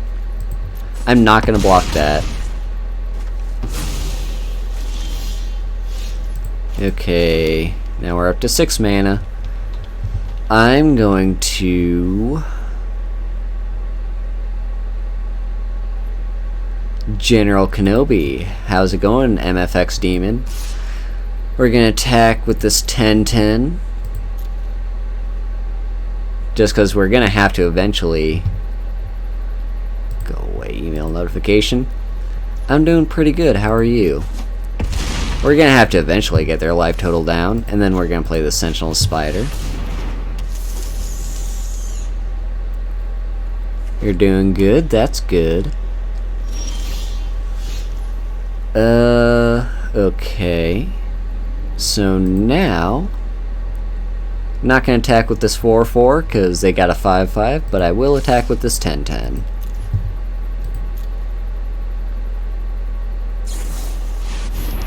And they have a combat trick. This is Magic the Gathering Arena. It's a free-to-play card game. You can just download it and create an account for free. And yeah, Arena is one of the ways you can play it online. It's pretty good for getting new players into the game.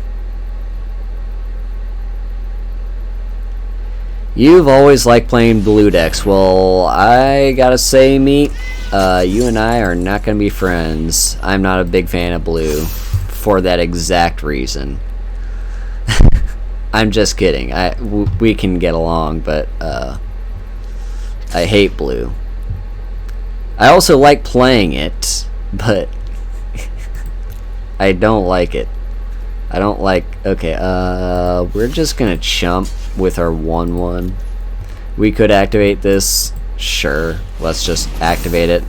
I think we're gonna lose this fight because they have too many creatures on the board and I can't effectively deal with all of them. But I can play this Rampaging Brontodon. And let's just attack with both of these.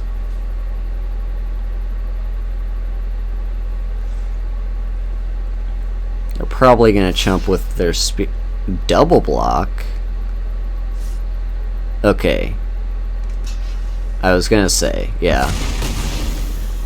Okay. Draw as many cards as you can. Is that a mono blue deck? Alright, they're gonna attack with that. I can freely just block this and block one of them. You know what? I'll block that too. Just so it's not around. But they have a 14/14 now, which is kind of scary. So now I can no longer really attack with this 10/10. But I can attack with my 7/7. They can trade it off if they want. I do not care.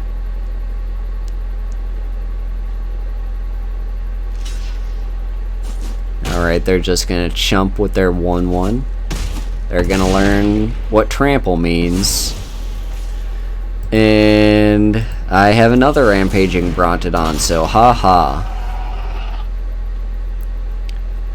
Alright, they're on the defensive now, so they can't really effectively attack with that 14/14.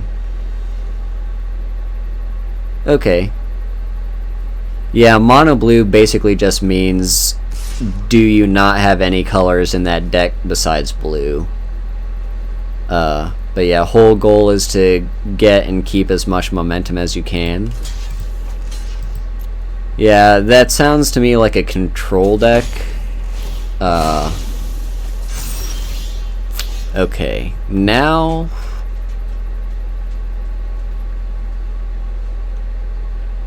I think we win if we just attack with everything, because these both have trample. Hopefully they don't have any combat. Yeah, do you pay the 1? That's it. That's mono blue with a good old Rhystic Study. Thankfully you don't have to deal with Rhystic Study in Arena. Yep, they got a combat trick. It does not matter, dude. You are dead. You are so dead. Bye bye, off tone. Okay, so that's green finished up, and we actually unlocked a card pack, a booster pack. We also get some wild cards, so these are common wild cards that you can use to unlock any common card that you need for one of your decks, and these are uncommon, same deal, and a cosmetic. So now any Elysian Caryatids that we have, we can make them look like this. Death and Taxes, yeah, I don't know if it's in standard, but it is definitely a thing that exists in... Alright, yeah, these cards get banned all the time these days because Wizards of the Coast does not know what they are doing in terms of power level. You can see there's definitely a trend. A lot of these green cards, these blue and green cards, are just too good for the game, so they get banned. I am a little sad about Fires of Invention though, not gonna lie. But yeah, all these cards, you are not allowed to play them. Oko, yeah, he was broken, so was Uro, but Uro took way too long to get out. Also, I miss Once Upon a Time. I do miss that card, but I do understand why it was banned. Anyway, let's just click this OK button. Strickhaven, yep. You'll get another one every day.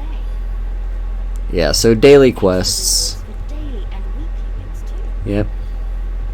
Golly, there's just so much to look forward to. Alright, bye-bye, Sparky. Yeah, what she just said, we've got daily quests. We can have up to 3 at any one time, and we can actually refresh them because there's 2 types of daily quests. There's the 500 golden XP, and then there's a 750. And I usually re-roll and hope I get a 750. We didn't, and you're only allowed to re-roll once per day. So we complete this quest after we cast 20 white or red spells. That's cumulative across multiple games. You don't have to worry about doing that all in one single game. But let's go to that pack we just unlocked. Also, you can see up here all the wild cards we have and our 1,500 gold. A squirrel deck. That sounds like a lot of fun.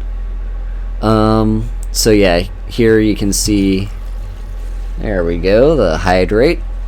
So yeah, here we can see more about the booster packs. So in the real world, booster packs are going to contain, I believe it's 15 cards. And most of them are going to be common, some are going to be uncommon, and one of them is going to be either rare or a mythic rare if you're lucky. And then I believe they also contain basic lands. With these, with the booster packs on MTG Arena, they're like, you don't get as many cards. You get, I think it's 8 cards, and it kind of follows the same rules. So I believe it's, yeah, 8 cards, 5 commons, 2 commons, and 1 rare or mythic. So anyway, let's open this pack, our first ever booster pack from the most recent set, Strixhaven. Let's see what our first... I'm more interested in whatever rare or mythic we get. Ooh, oh! I totally forgot this was the thing. Okay, yeah, I forgot these cards were being added with the new set. But basically, yeah, some of them are... Not all of them are going to be standard legal, but some of them are. This one I believe is, and they just have like special art styles on them. So yeah, this is for like being able to counter stuff. We've got Frost Trickster for tap target creature and opponent controls.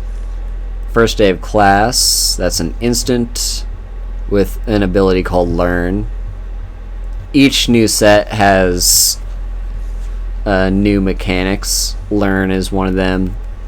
We'll get into that later, but for now, don't worry too much about it. This thing is just a common.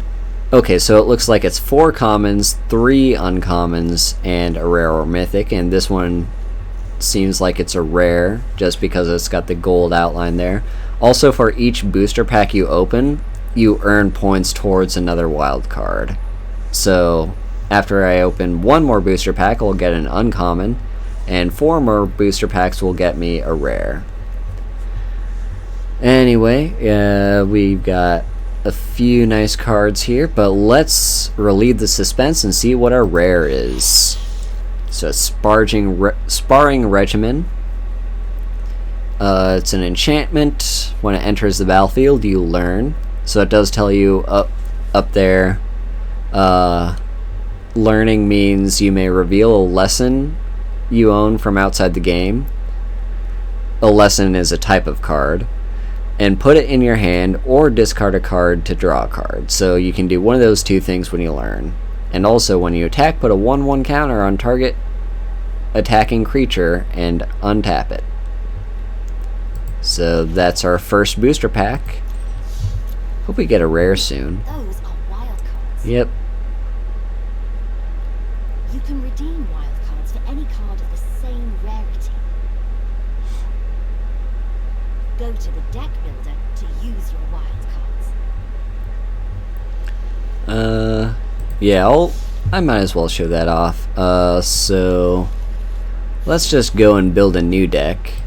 Here you can select whatever format you want to build the deck for. For now, we'll just go standard.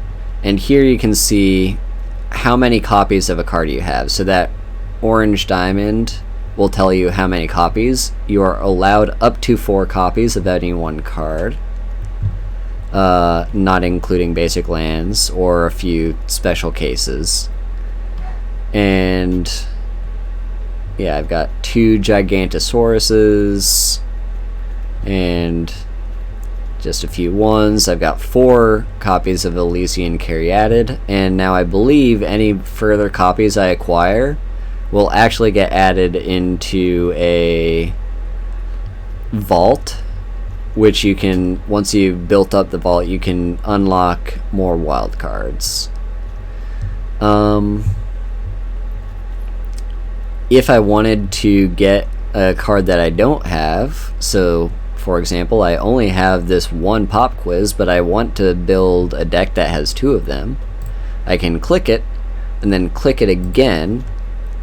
That fills that in, says it's not collected, but it's in my deck, and that's highlighted there in red, and it's kind of grayed out a little bit. So that's a card that I don't physically own, but I've added it to my deck. I'm just going to click done and show what that does. So it's going to tell me this deck is invalid because it doesn't have 60 cards. That's okay. Yes, we want to save. What? That's fine. We're still going to save our changes. So this is going to tell me this deck is illegal. I'm not allowed to play with it because I don't have enough cards in the deck, and I also have cards in there that I don't own. But let's go to the edit, and if I wanted to, I don't think I want to do this. I think I want to save my my common wild cards for something else maybe. But if I wanted to, I could click this craft all button, and that would craft this wild. It would consume 1 of my common wild cards to get this pop quiz, and then I would have 2 pop quizzes in my collection. Anyway, let's just go ahead and hit done and delete this deck because I don't want that deck. Let's move on to something else. Back on our color challenge, and let's see, our daily quest said to play either white or red. Let's kind of just move up here. So we're going to move over to red next. So this is Chandra. She's the planeswalker that uses red magic. And we're going to start off against blue.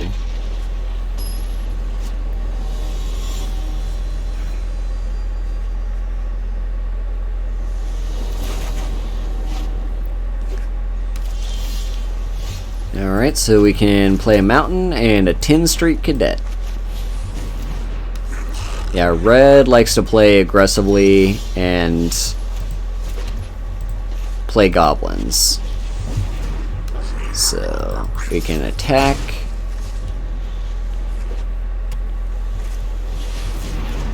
Alright, so they have a 0/5, which we can freely attack into. It will block, but that's fine.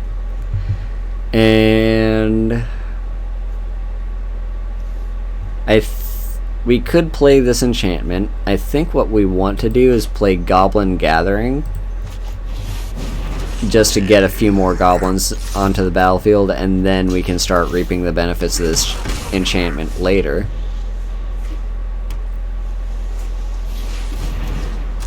So they've got another turtle.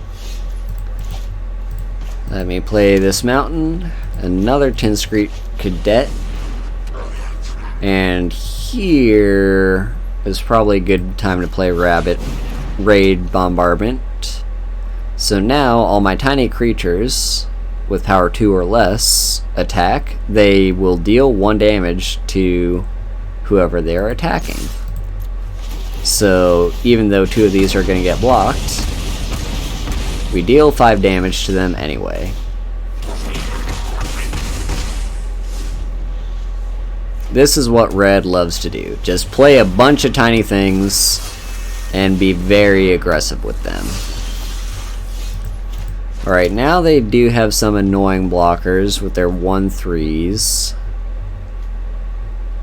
I still think we attack with everything though, because that's how we win the game. Just attack. Turn all the creatures sideways.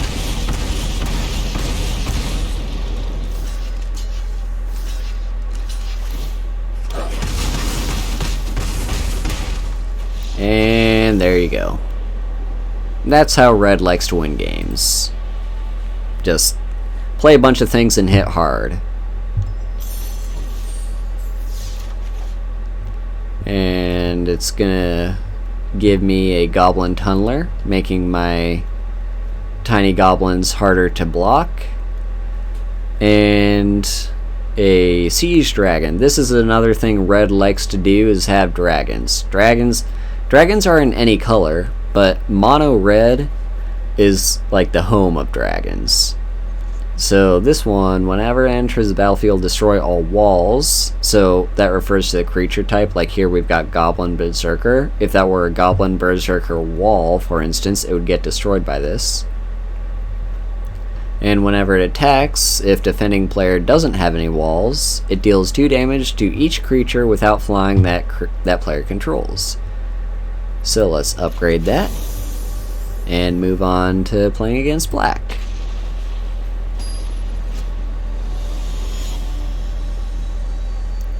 Yeah, we're probably not going to have time for actually getting into like the main meat of the game where you get to build your own decks and play against different players today. Well, what I might end up doing, unless anyone has any preferences otherwise, I'll probably play until the end of the stream with these different color challenges. And then, alright, here what we're gonna do is play Raid Bombardment, and then we can make this creature right here. Let's make sure I'm reading this correctly. Target creature with power 2 or less can't be blocked this turn. So make this creature unblockable and attack with it. Yeah, if any... What I'll probably do after the stream is any of these color challenges I haven't done, I'll just play them on my own. And then next time we do a stream like this, let's play another Raid Bombardment. And this time we're gonna kill their blocker so we can play aggressively attacking with both these creatures. Just so we can get all those out of the way before the next stream, so I can actually get into more interesting stuff. So that's a cool one. A 5/5 Orc Warrior for only 3 mana, at the downside of having to discard a card. That's what black likes to do. Get a lot of extra benefits at a certain cost. Anyway, we can play another Tunneler, make this thing unblockable, and attack.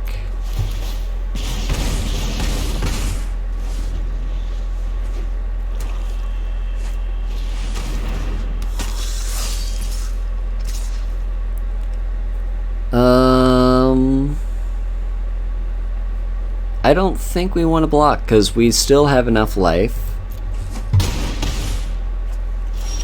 And yeah, we should win here.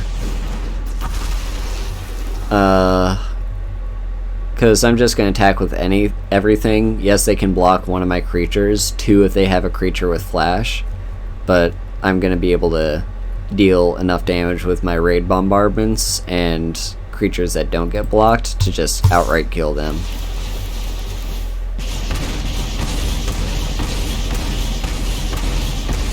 And there you go. Didn't even have to move to blockers. They just died to the raid bombardments.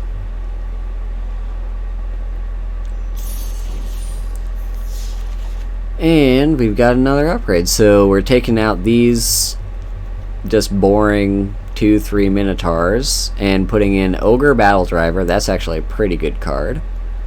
And Goblin Gang Leader. So yeah, we're really going heavy in on the goblins here. Now we're playing against green.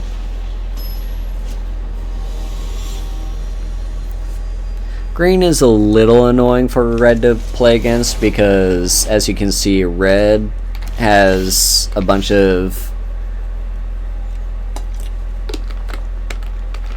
red has a bunch of small creatures and does small amounts of damage, like 2, with this shock. We're going to hold on to that shock, because I'd rather use it to kill a creature than, like this one, than just waste it dealing damage to their face. But green likes to have big creatures, so small creatures don't do well against big creatures.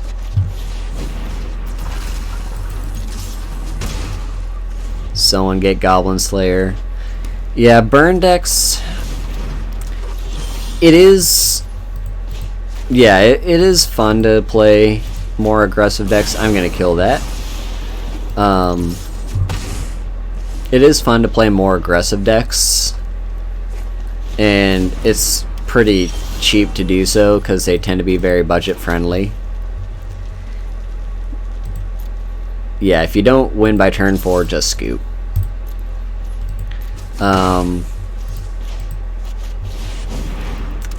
Just play that. And a lot of people that care about climbing the ladder will play aggressive decks. Your favorite deck is a blue-red burn control mix, so sounds like counter burn. And Sad Benji, no, this, I've been playing this game for years and years now. Like, I started, what year was it? I think it was like 2012 or 2013 when Return to Ravnica came out, and that's when I started playing Paper Magic.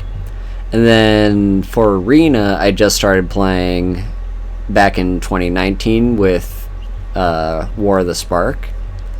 So I played a lot of this game, but this is a brand new account that I just want to show some of my followers that are brand new to Magic or want to get back into it. Just kind of take them slowly. So, no, I'm not just starting out Magic, but I wanted to show this off to people that are interested. So, I'm not going to attack with these. Right now, we're just playing through the tutorial. Like the color challenges when you first start the game to unlock all the decks. So, yeah, right now it's just very beginning stuff. I will eventually do some ranked, because you want to play at least one ranked game per season to get that award, like to get the reward. But it depends. I am not a beginner to Arena because I did start playing back in 2019 and I played this game a lot, but this is a new account. So yeah, I don't know, maybe we want to be aggressive if we're going to play Burn Bright. One of my goblins, oh my god, they're blocking, the idiots. You can send codes to get packs. Actually, that does remind me, yeah, I am gonna, probably after this game maybe, I'll do some pack unlocking. Yeah, there we go, kill you. I'm assuming you're talking about the free packs you get for each set when they release. Unless you have any other codes that you'd like to share, but, I mean, I won't say no to free stuff. Yeah, just those. Tell you what, if you want to stick around while I redeem a few of those codes, in case I forget what any of them are, that would be a big help. So yeah, we get a Phoenix. Phoenixes almost always, in fact I believe always, will have some ability that will bring them back from the dead. That's just how Phoenixes work. So yeah, let's make that upgrade. And yeah, we're going to go over here to, I believe, no, it's not the pack screen, it is the store screen. That's fine. Okay, so we're going to do some code redeeming. Actually, yeah, if you do want to post that link in chat, that'd be fine. I'm pretty sure I could recognize the website not to just link to like a porn site or something. You should not. I don't think you will. Hopefully not. Alright, there we go. Yep, that would be it. And yeah, let's move this over here. We can minimize that. Okay, let's scroll down here. As you can see, I'm actually having to capture this with a desktop capture, not game capture, because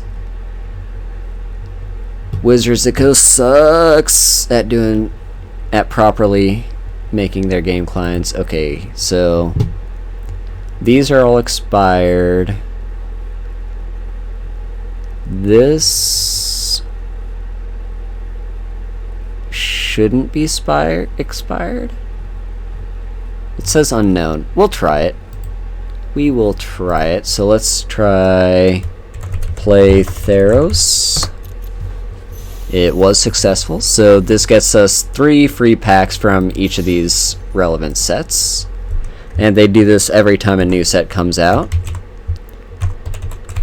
And you can easily Google what those sets are, what those codes are, just by typing it into Google. So, and yeah, thank you, Sad Benji. It's actually pretty helpful. So let's play M21. These are not case sensitive, so you can type these in lowercase if you want. So yeah, it's gonna give me all the decks that I believe it's all the sets that are standard legal, and then we also have Try Kaladesh. This is from when the recent remastered sets came out that aren't standard legal, so it only gives me 1 pack for that. Let's play Kaldheim.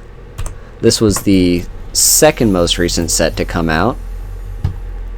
Then Strixhaven. How do you spell Strixhaven? Come on. Come on. It's an I. Okay, play Strixhaven. Yeah. And I don't think there's anything else we really... Oh, I guess there is that experience code. Maybe... Level up. Awesome. So that just gives me a free level up. Yeah, you've been a huge help, Benji. Thanks a lot.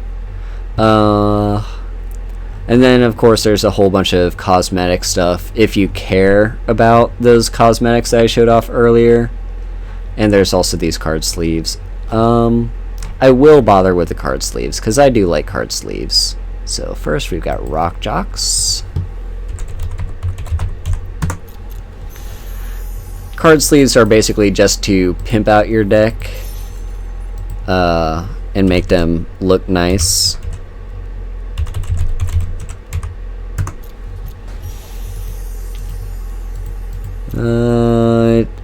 I'm not sure why it's just showing the basic card back, but hopefully this should still be... Hopefully it's just a bug and not actually screwing me over. Swamp Punks. And the last one is Art Club. Alright, there we go. I'm pretty sure I can close this now. I don't think there's any others I care about. I'm not as concerned about the yeah, it's probably just a bug. I'm not as concerned about these card styles will unlock a ton of them as we play, and they're nice to have, sure, but there's a lot of different codes, and I want to keep playing.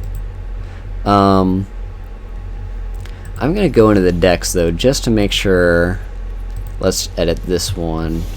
So here, on this card back here, you should be able to edit your card sleeves. Okay, yeah, this is just a bug, most likely, because these are all the same. These are all the same. Cool.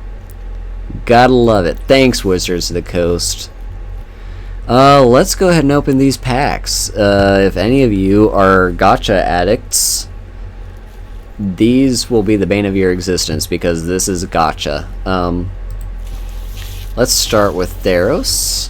See what we get from that. So, this is a saga, which is a type of enchantment that's not around for the entire game. Each turn will do one of these things, and then once they do the last thing, they go to your graveyard.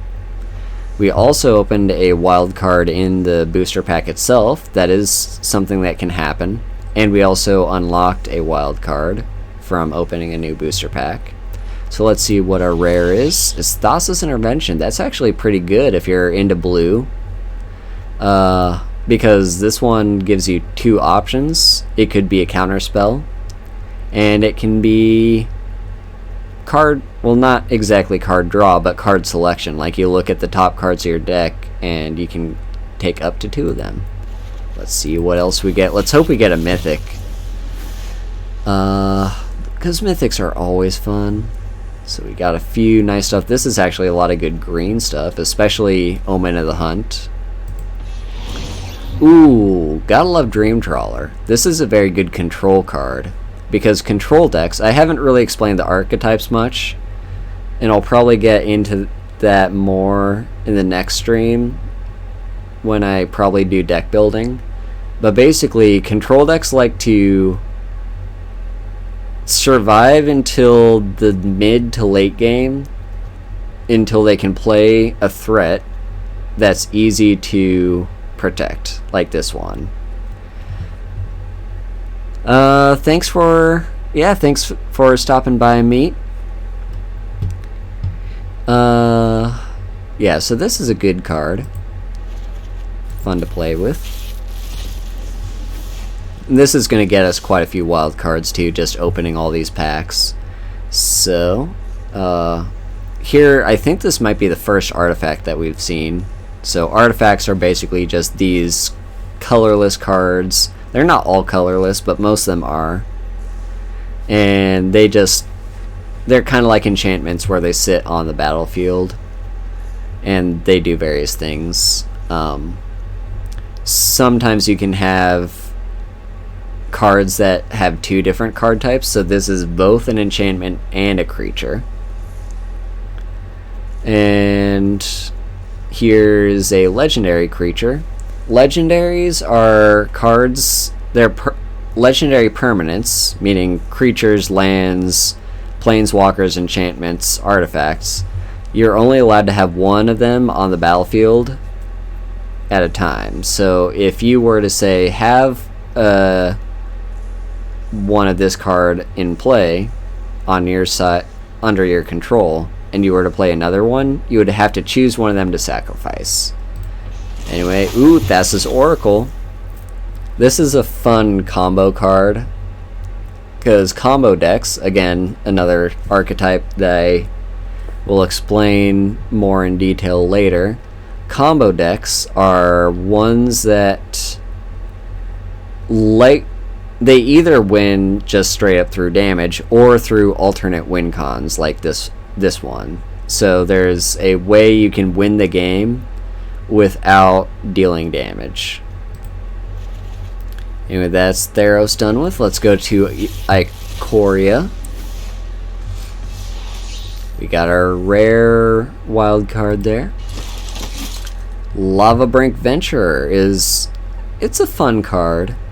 I played this in a Taxes deck once, where yeah, basically you choose odd or even, and it has protection from each mana value of the chosen quantities or qualities. So this is odd. So yeah, odd, odd, odd. This one's even because it costs a total of 4. This one's also even. So protection is, it does a lot of things, so it's kind of a lot to keep track of, but it's listed there in the top. So it can't be blocked, targeted by, dealt damage by, enchanted by, or equipped by any of these, by any thing that it has protection from. And next pack, Mythos of Snapdax. That card's fine. Also, Evolving Wilds is pretty good for when you're first starting out and want to play a 2-color deck. And another Ikoria pack will get us... Ooh, I love Ruinous Ultimatum. This is a fun card. It's very hard to cast, as you can see by the very, very restrictive mana cost. It costs 7, but it has a good effect. Destroy all non-land permanents your opponents control. And Core 21, so they're the basic sets like Zendikar and Kaladesh, Kaldheim, Strixhaven, and then there are core sets. These are released annually. A lot of them are just reprints of old cards, and they're gonna be less mechanic heavy, like less introducing new mechanics and more just focused on, like, they will sometimes add new mechanics, I think, but for the most part they're just gonna be good sets when you're just starting out playing Magic. Oh my god, we got an Ugin. We got an Ugin.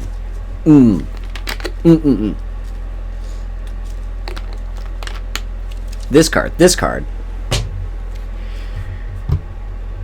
Love it. You love to play Ugin. You hate to be playing against Ugin. It's just an amazing card.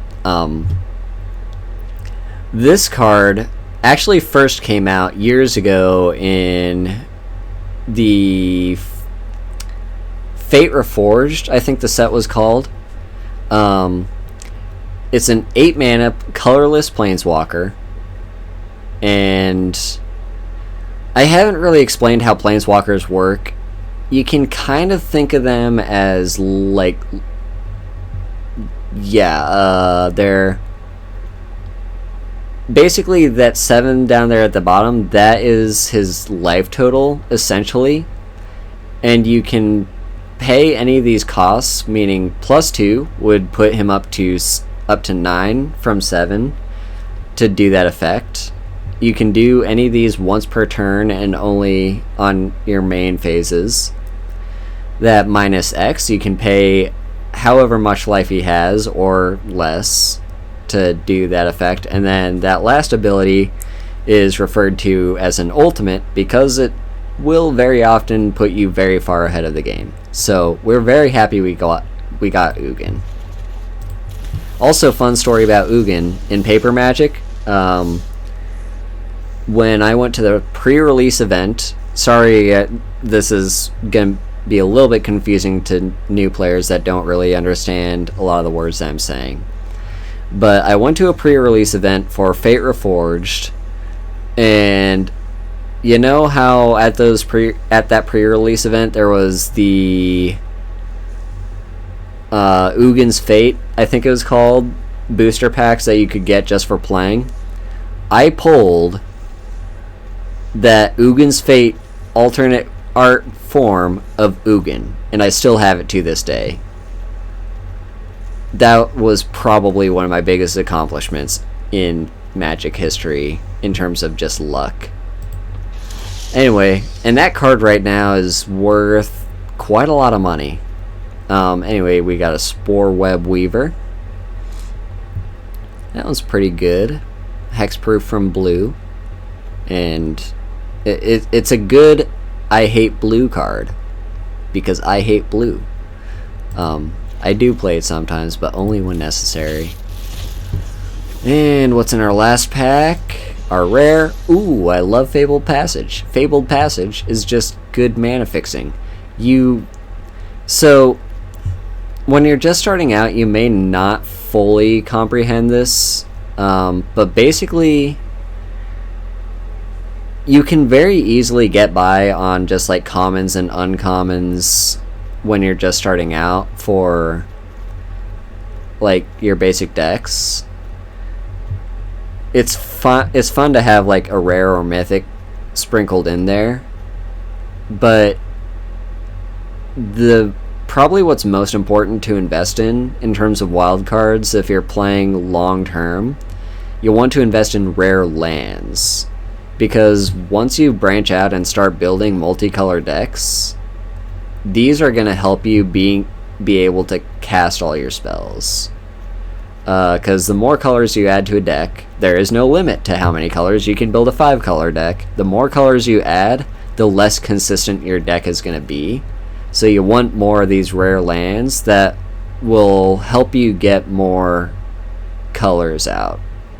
So keep that in mind. And I'll explain that more in the deck building stream. Zendikar Rising. So also I didn't really explain that. Also, we've got another rare wild card, and now we are on to where 6 packs will get us a mythic.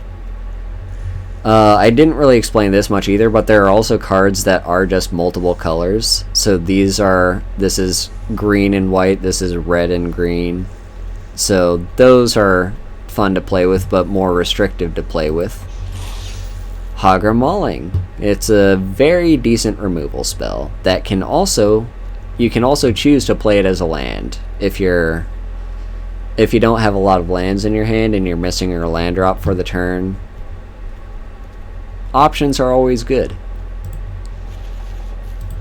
Now let's move on to the next pack. Shatterskull Charter. Honestly, I've never seen this card played.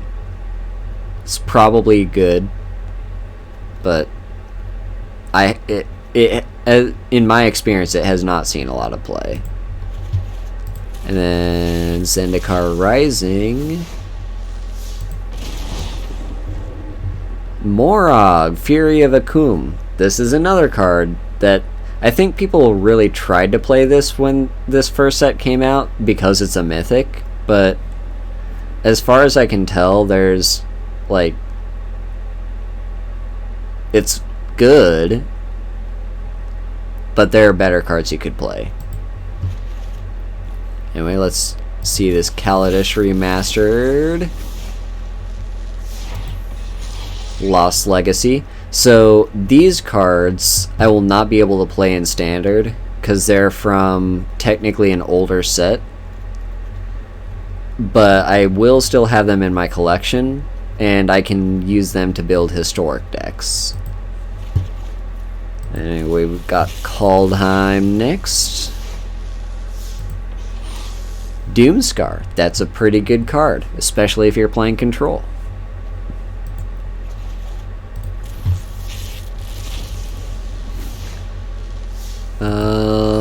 The Raven's Warning. I've not seen this card see a lot of play, but I really want it to. It seems like a decent card.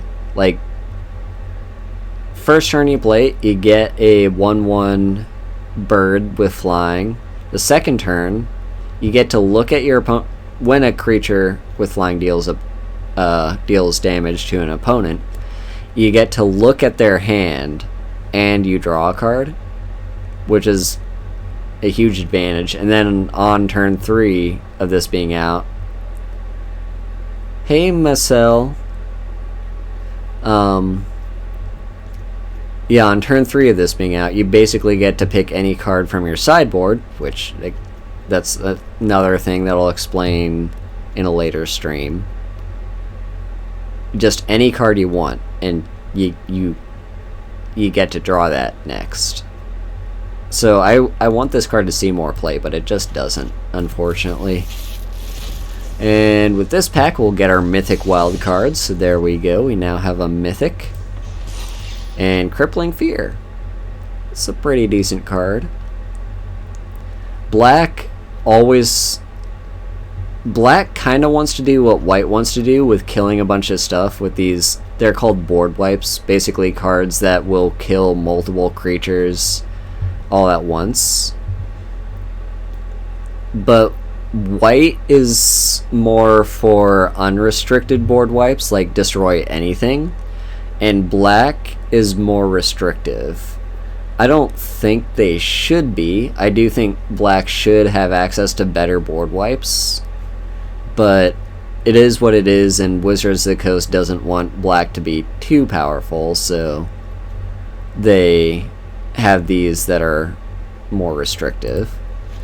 And let's go on to Strixhaven, because these are all the new cards from the recent set. So, Claim the Firstborn. That's a pretty... That card's actually pretty good. And then Detention Vortex. Okay, cool. And what's our rare? Ooh, yes! Like I mentioned earlier, rare lands. So, yeah, rare lands are very good. Because a lot of rare lands will enter the battlefield untapped if a certain condition is met, or if you pay a certain cost. And not all of them do, but you'll love to see them. Anyway, on to the next one. Come on, give me something good. We actually got another rare. So this is like brand new to Strixhaven, but basically previously you could only open one rare or mythic in each booster pack on Arena. Here, because they've got this like extra slot going on right here, you actually have the chance of pulling more than one rare. And actually I think there's even a possibility of having two mythics in a single pack, although the chance is extremely low. But yeah, we got another rare, which is nice. That one's kind of fun to play with. Grape Shot. That's pretty cool. So this card, I'm 99% sure this one's not standard legal. Correct me if I'm wrong. But I believe you will be able to play it in draft. But Grape Shot's a good card. I'm interested to see people play Storm decks now in Historic. And what's next? Alright, we got a Thrill of Possibility for that. And ooh, we got Cody. This would be a fun card to play. There's some interesting stuff you can do with Cody. And our last booster pack here from Strixhaven. So we got Agonizing Remorse and Multiple Choice. So multiple choice is kind of interesting. Anyway, there's a lot to take in with all those cards I just revealed. I don't want any newcomers watching this to try too hard to absorb any of that, really. The main thing I want you to take in is you want to be like getting booster packs to build up your collection, and the more booster packs you open, the more wild cards you get, which are useful for getting specific cards that you want in your collection. Anyway, I think we can do... This is also telling me that we can't complete these quests unless we play an actual PvP match. And these reset every single day. These reset every single week. But anyway, let's pick another color. And let's... Yeah, actually, no, we're still playing red because we're not done with red.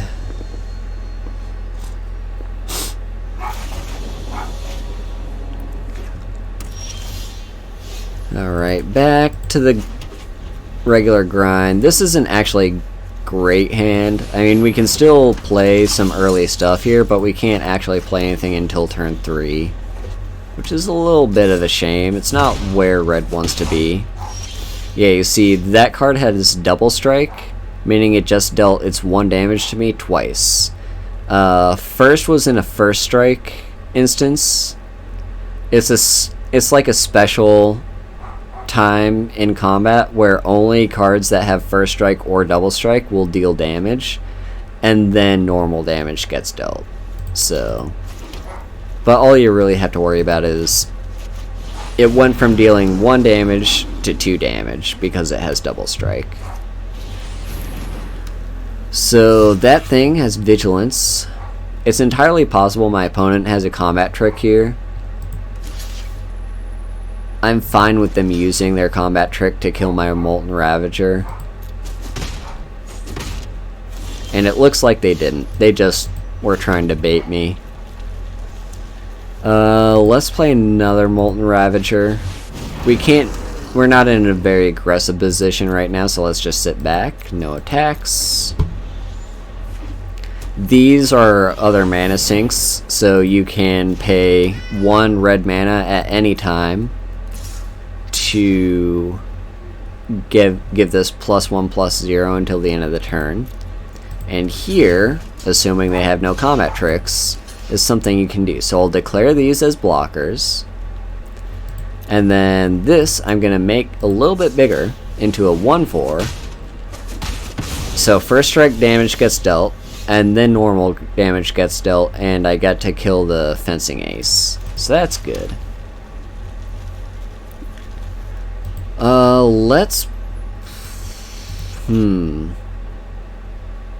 Let's play Raid Bombardment.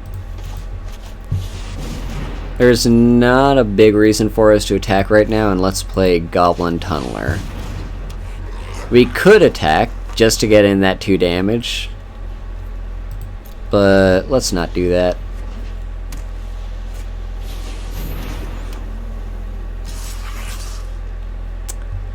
I guess we block.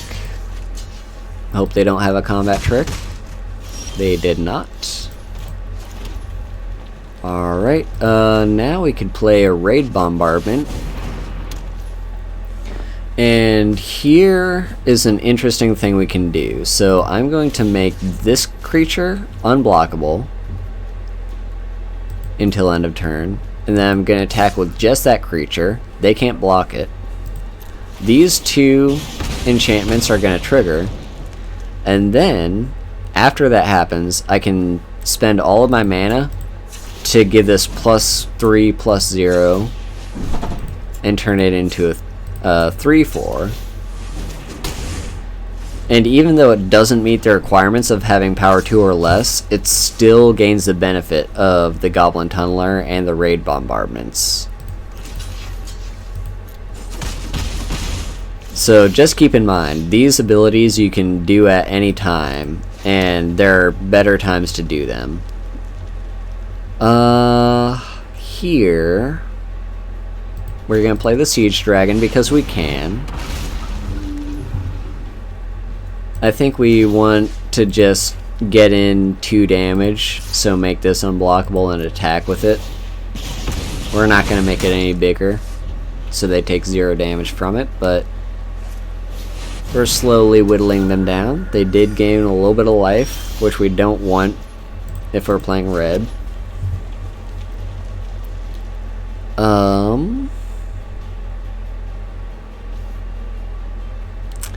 Yeah, so let's first make one of these unblockable,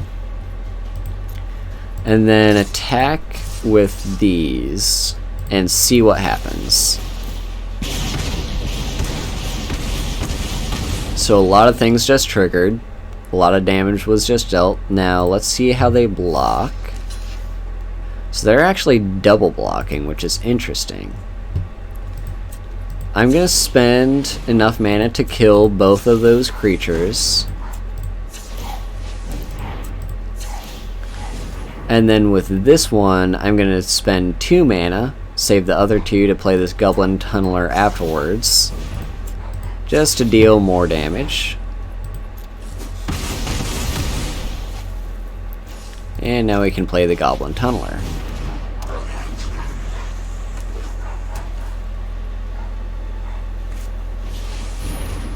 Alright, they did have a pacifism, which is a little bit annoying.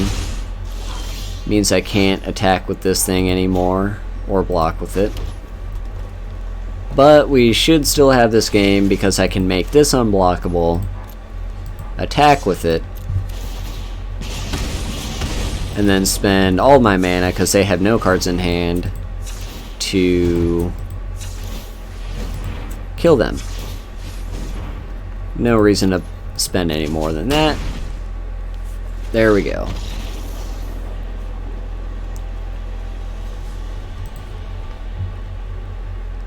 Alright.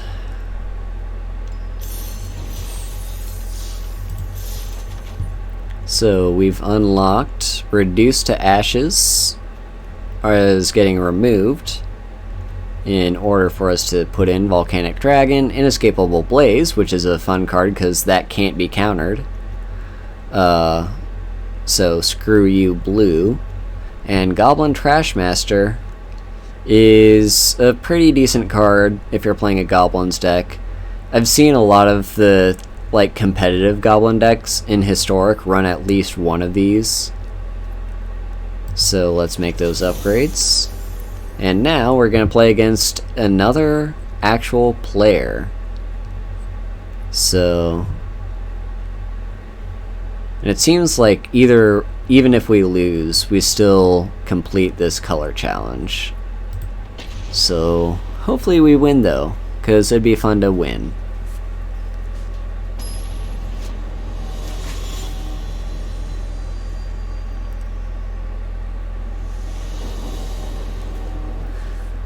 Alright, so here we have the option to mulligan if we want to.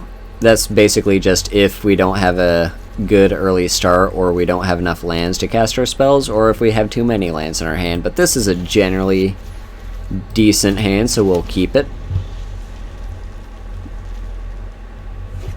So we're playing against the white deck that we've seen before.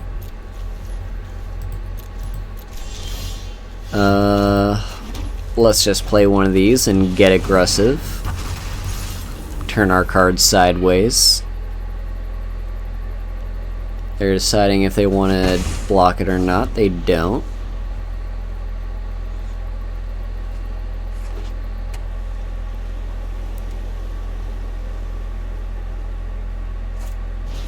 And there's an Impassioned Order. They are going to be gaining life, which is another one of Red's Banes. Let's see, what's the best thing to do here? I think what we want to do is just keep playing aggressively, so attack with more creatures, and then leave up the Storm Strike in case they want to block. I don't think they will. Yeah, they don't.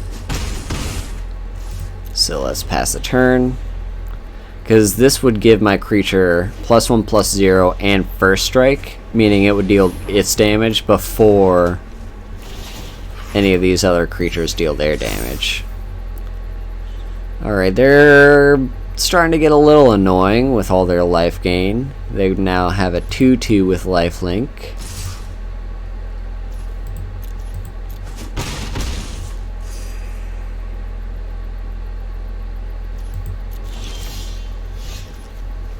Okay, an Ogre Battlemaster. That's interesting.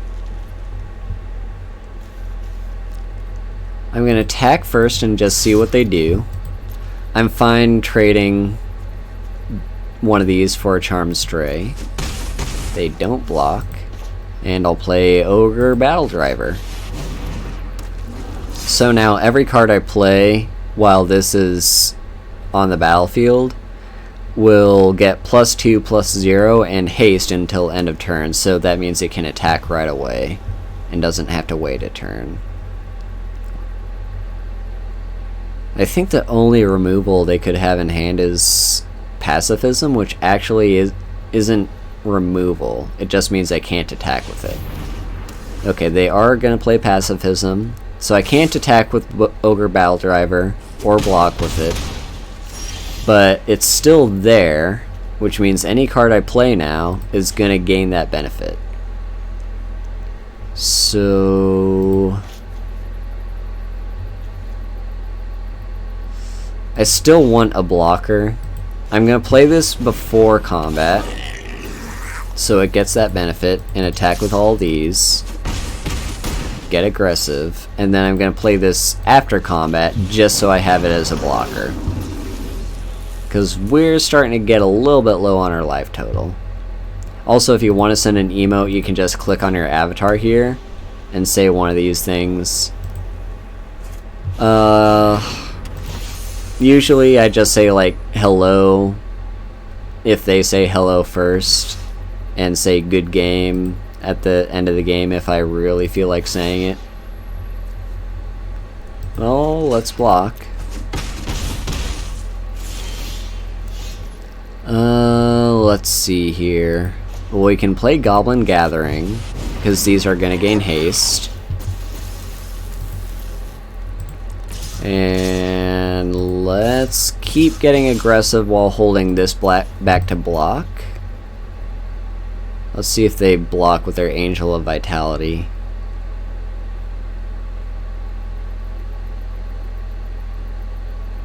They shouldn't.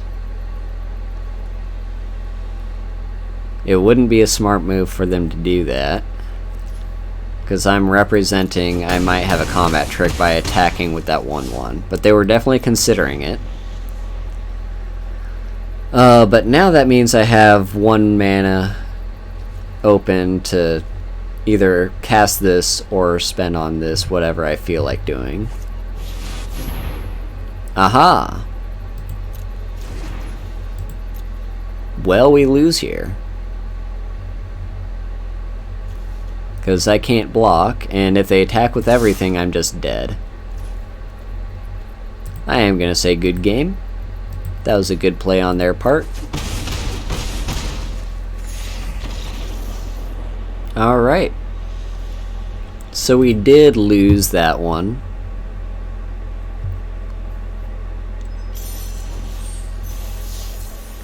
But we still gain all this stuff from just completing the red challenge.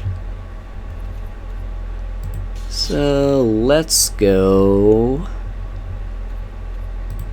I think we should have time to maybe complete one more challenge, and then I want to go and see August's debut. We can go ahead and raid that. Because I believe it should be, if my time zones are correct, it should be in about 15 minutes. But yeah, let's play black. Black is kind of fun.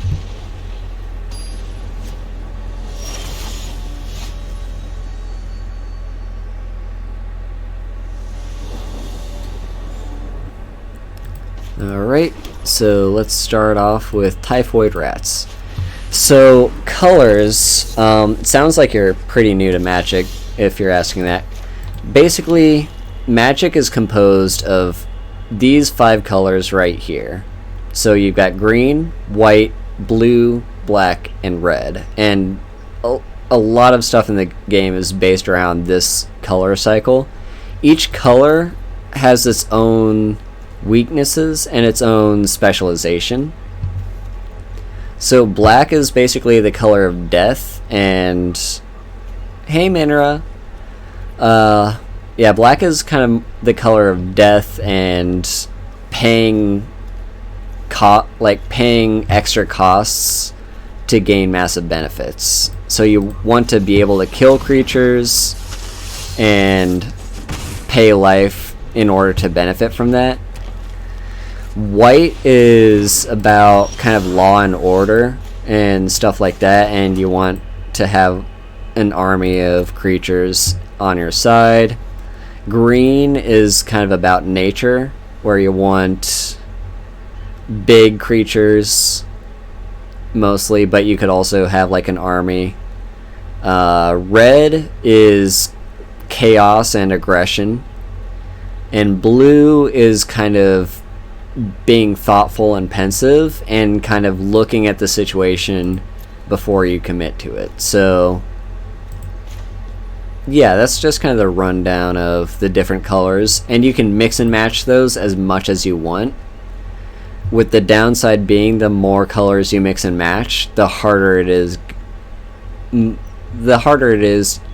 in general to play that deck, although there are ways around that. But for now we're just focusing on the one color at a time. So let's play another Malakir Coldblade. This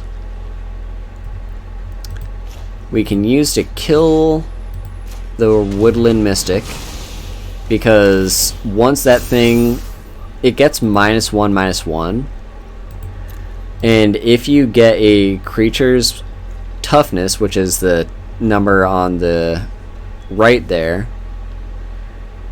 which is basically its life total, if you get its toughness down or below 0, it dies. Anyway, we can freely attack here.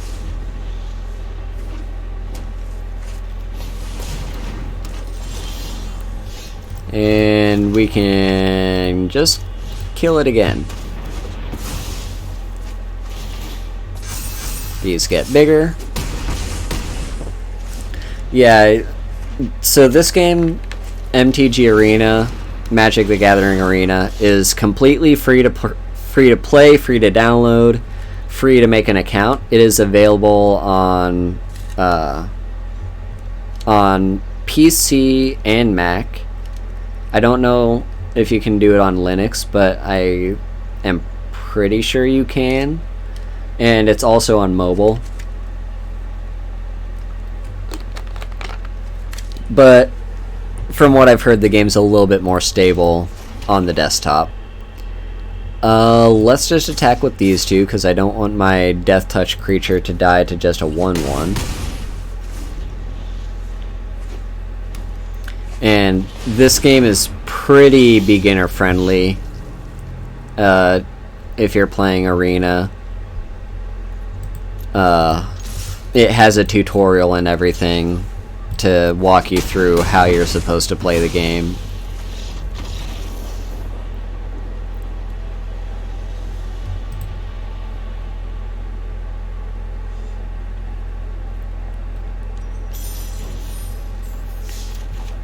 Alright, so we're getting rid of 2 of these zombies in order to get a Mardu Outrider. This 3-mana 5/5, which is a very good rate. And a Savage Gorger. So let's make those upgrades.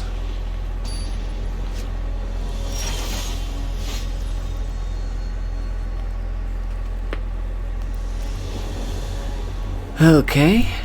Play a Swamp and Sanitarium Skeleton. This card's fun because even when it dies, you can pay that mana cost to put it back into your hand. So it's just going to keep coming back, and this card can kill anything that's small. So we're going to hold on to that. And this can also kill something small. We'll basically do whatever is the cheapest one. So here at the end of their turn, we still have the option to cast any of these, because they're instants. So we're going to go ahead and kill that creature just so they can't block with it. And then I can play a Swamp and the Savage Gorger.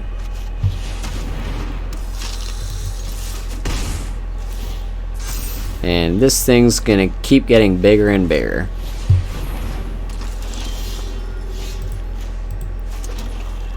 There's no reason for me to attack with the Sanitarium Skeleton, even though it can come back.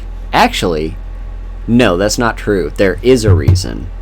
Because I can play Compound Fracture. Yeah, so we're going to bait them. They're going to block because they see it as a fair trade. They're not losing their creature, but I can play this to make their order smaller And now it's not gonna... Now it loses the fight instead of winning it. And then I can play another Sanitarium Skeleton.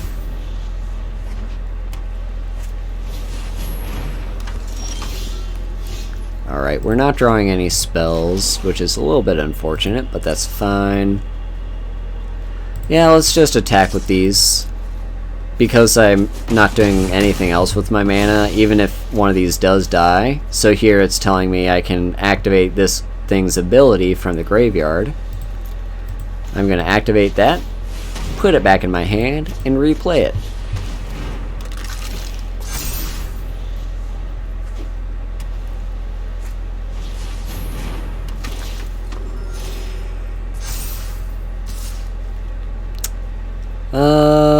I'm not gonna block.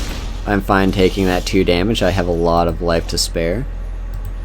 Let's play the swamp, and so this is gonna get -2/-2 because I have one of these in my graveyard. So let's kill this Hollowed Priest, because that card you've seen before. This can turn pretty big pretty fast. So let's kill it and attack.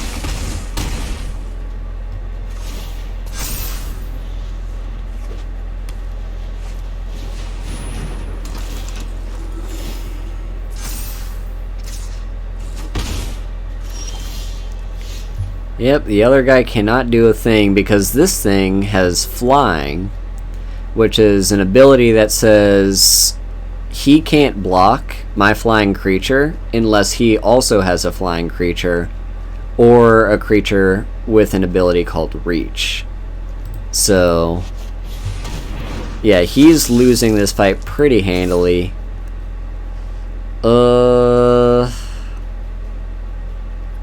I'm not going to attack with either of these. We're pretty well set to win next turn. And there we go. No reason not to attack with everything. We win.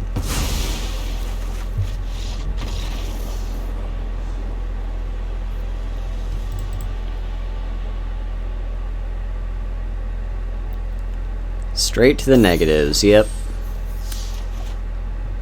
Alright, so we're taking out these basic cards that we don't care about. Putting in Nightmare Horse. The Nightmare with... That thing gets pretty big and it has flying. And Skeleton Archers, which is decent, I suppose. So let's make those upgrades.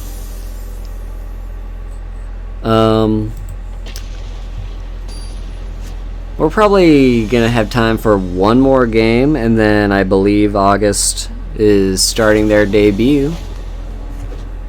So we'll wait for that to happen and go ahead and raid. Wouldn't that be fun?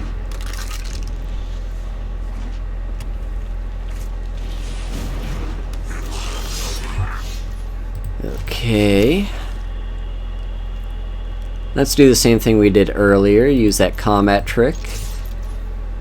Make them think they can make this fair trade, but no. Your creature's dead.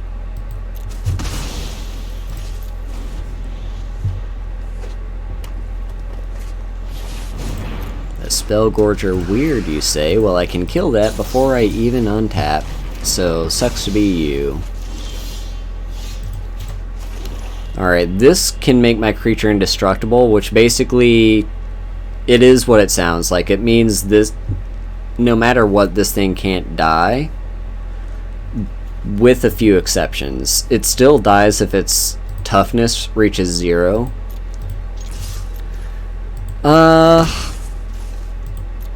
They're useful. I wouldn't exactly call them overpowered. This only is an until the end of turn effect, so it's good at saving my card from dying, but it's not permanently indestructible. And there are ways to deal with indestructible creatures. We can play this Vampire Opportunist. And here I'm going to show off what that indestructibility means. So right now, my Sanitarium Skeleton would not kill that Spellgorger weird, and the Spellgorger would kill the skeleton. What I can do is attack. It gets blocked. I now play Unlikely Aid. And now it has indestructible. So now even though it got 2 damage dealt to it, it didn't die. But now it's no longer indestructible. And hey look, I drew another one. So let's do the same thing again. And save that. And there you go. Hopefully we draw another land so we can play Nightmare next turn. That would be very fun. And we did. So, yep. Nightmare is a fun card because it gets bigger and bigger the more swamps I have. So right now it's a 6/6. The next time I play a land, it'll turn into a 7/7.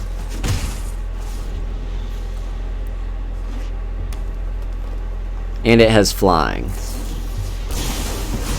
Alright, they killed my Sanitarium skeleton. How rude of them. We'll play the swamp, get back my skeleton, and replay that skeleton. And attack you for 7.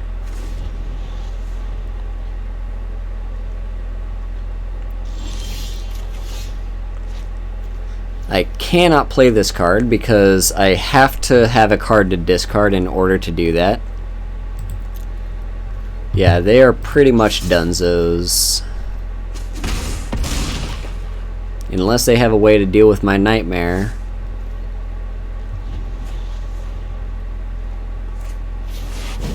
Ooh, they've got a volcanic dragon.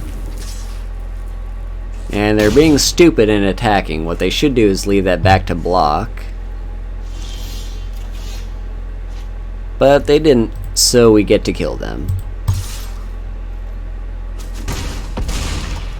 And there you go.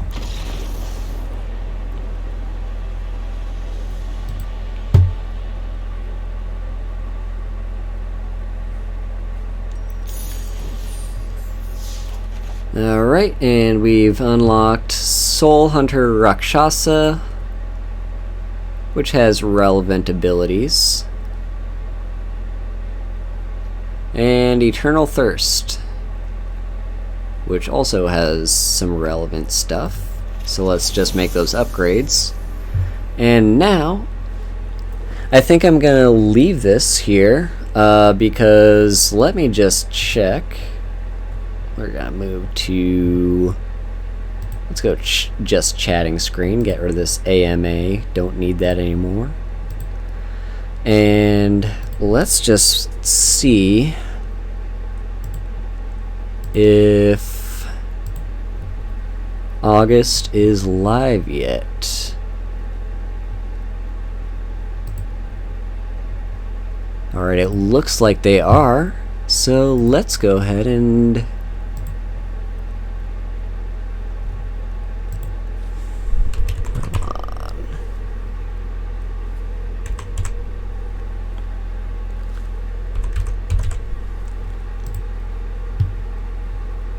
alright, let's get rating and see this debut.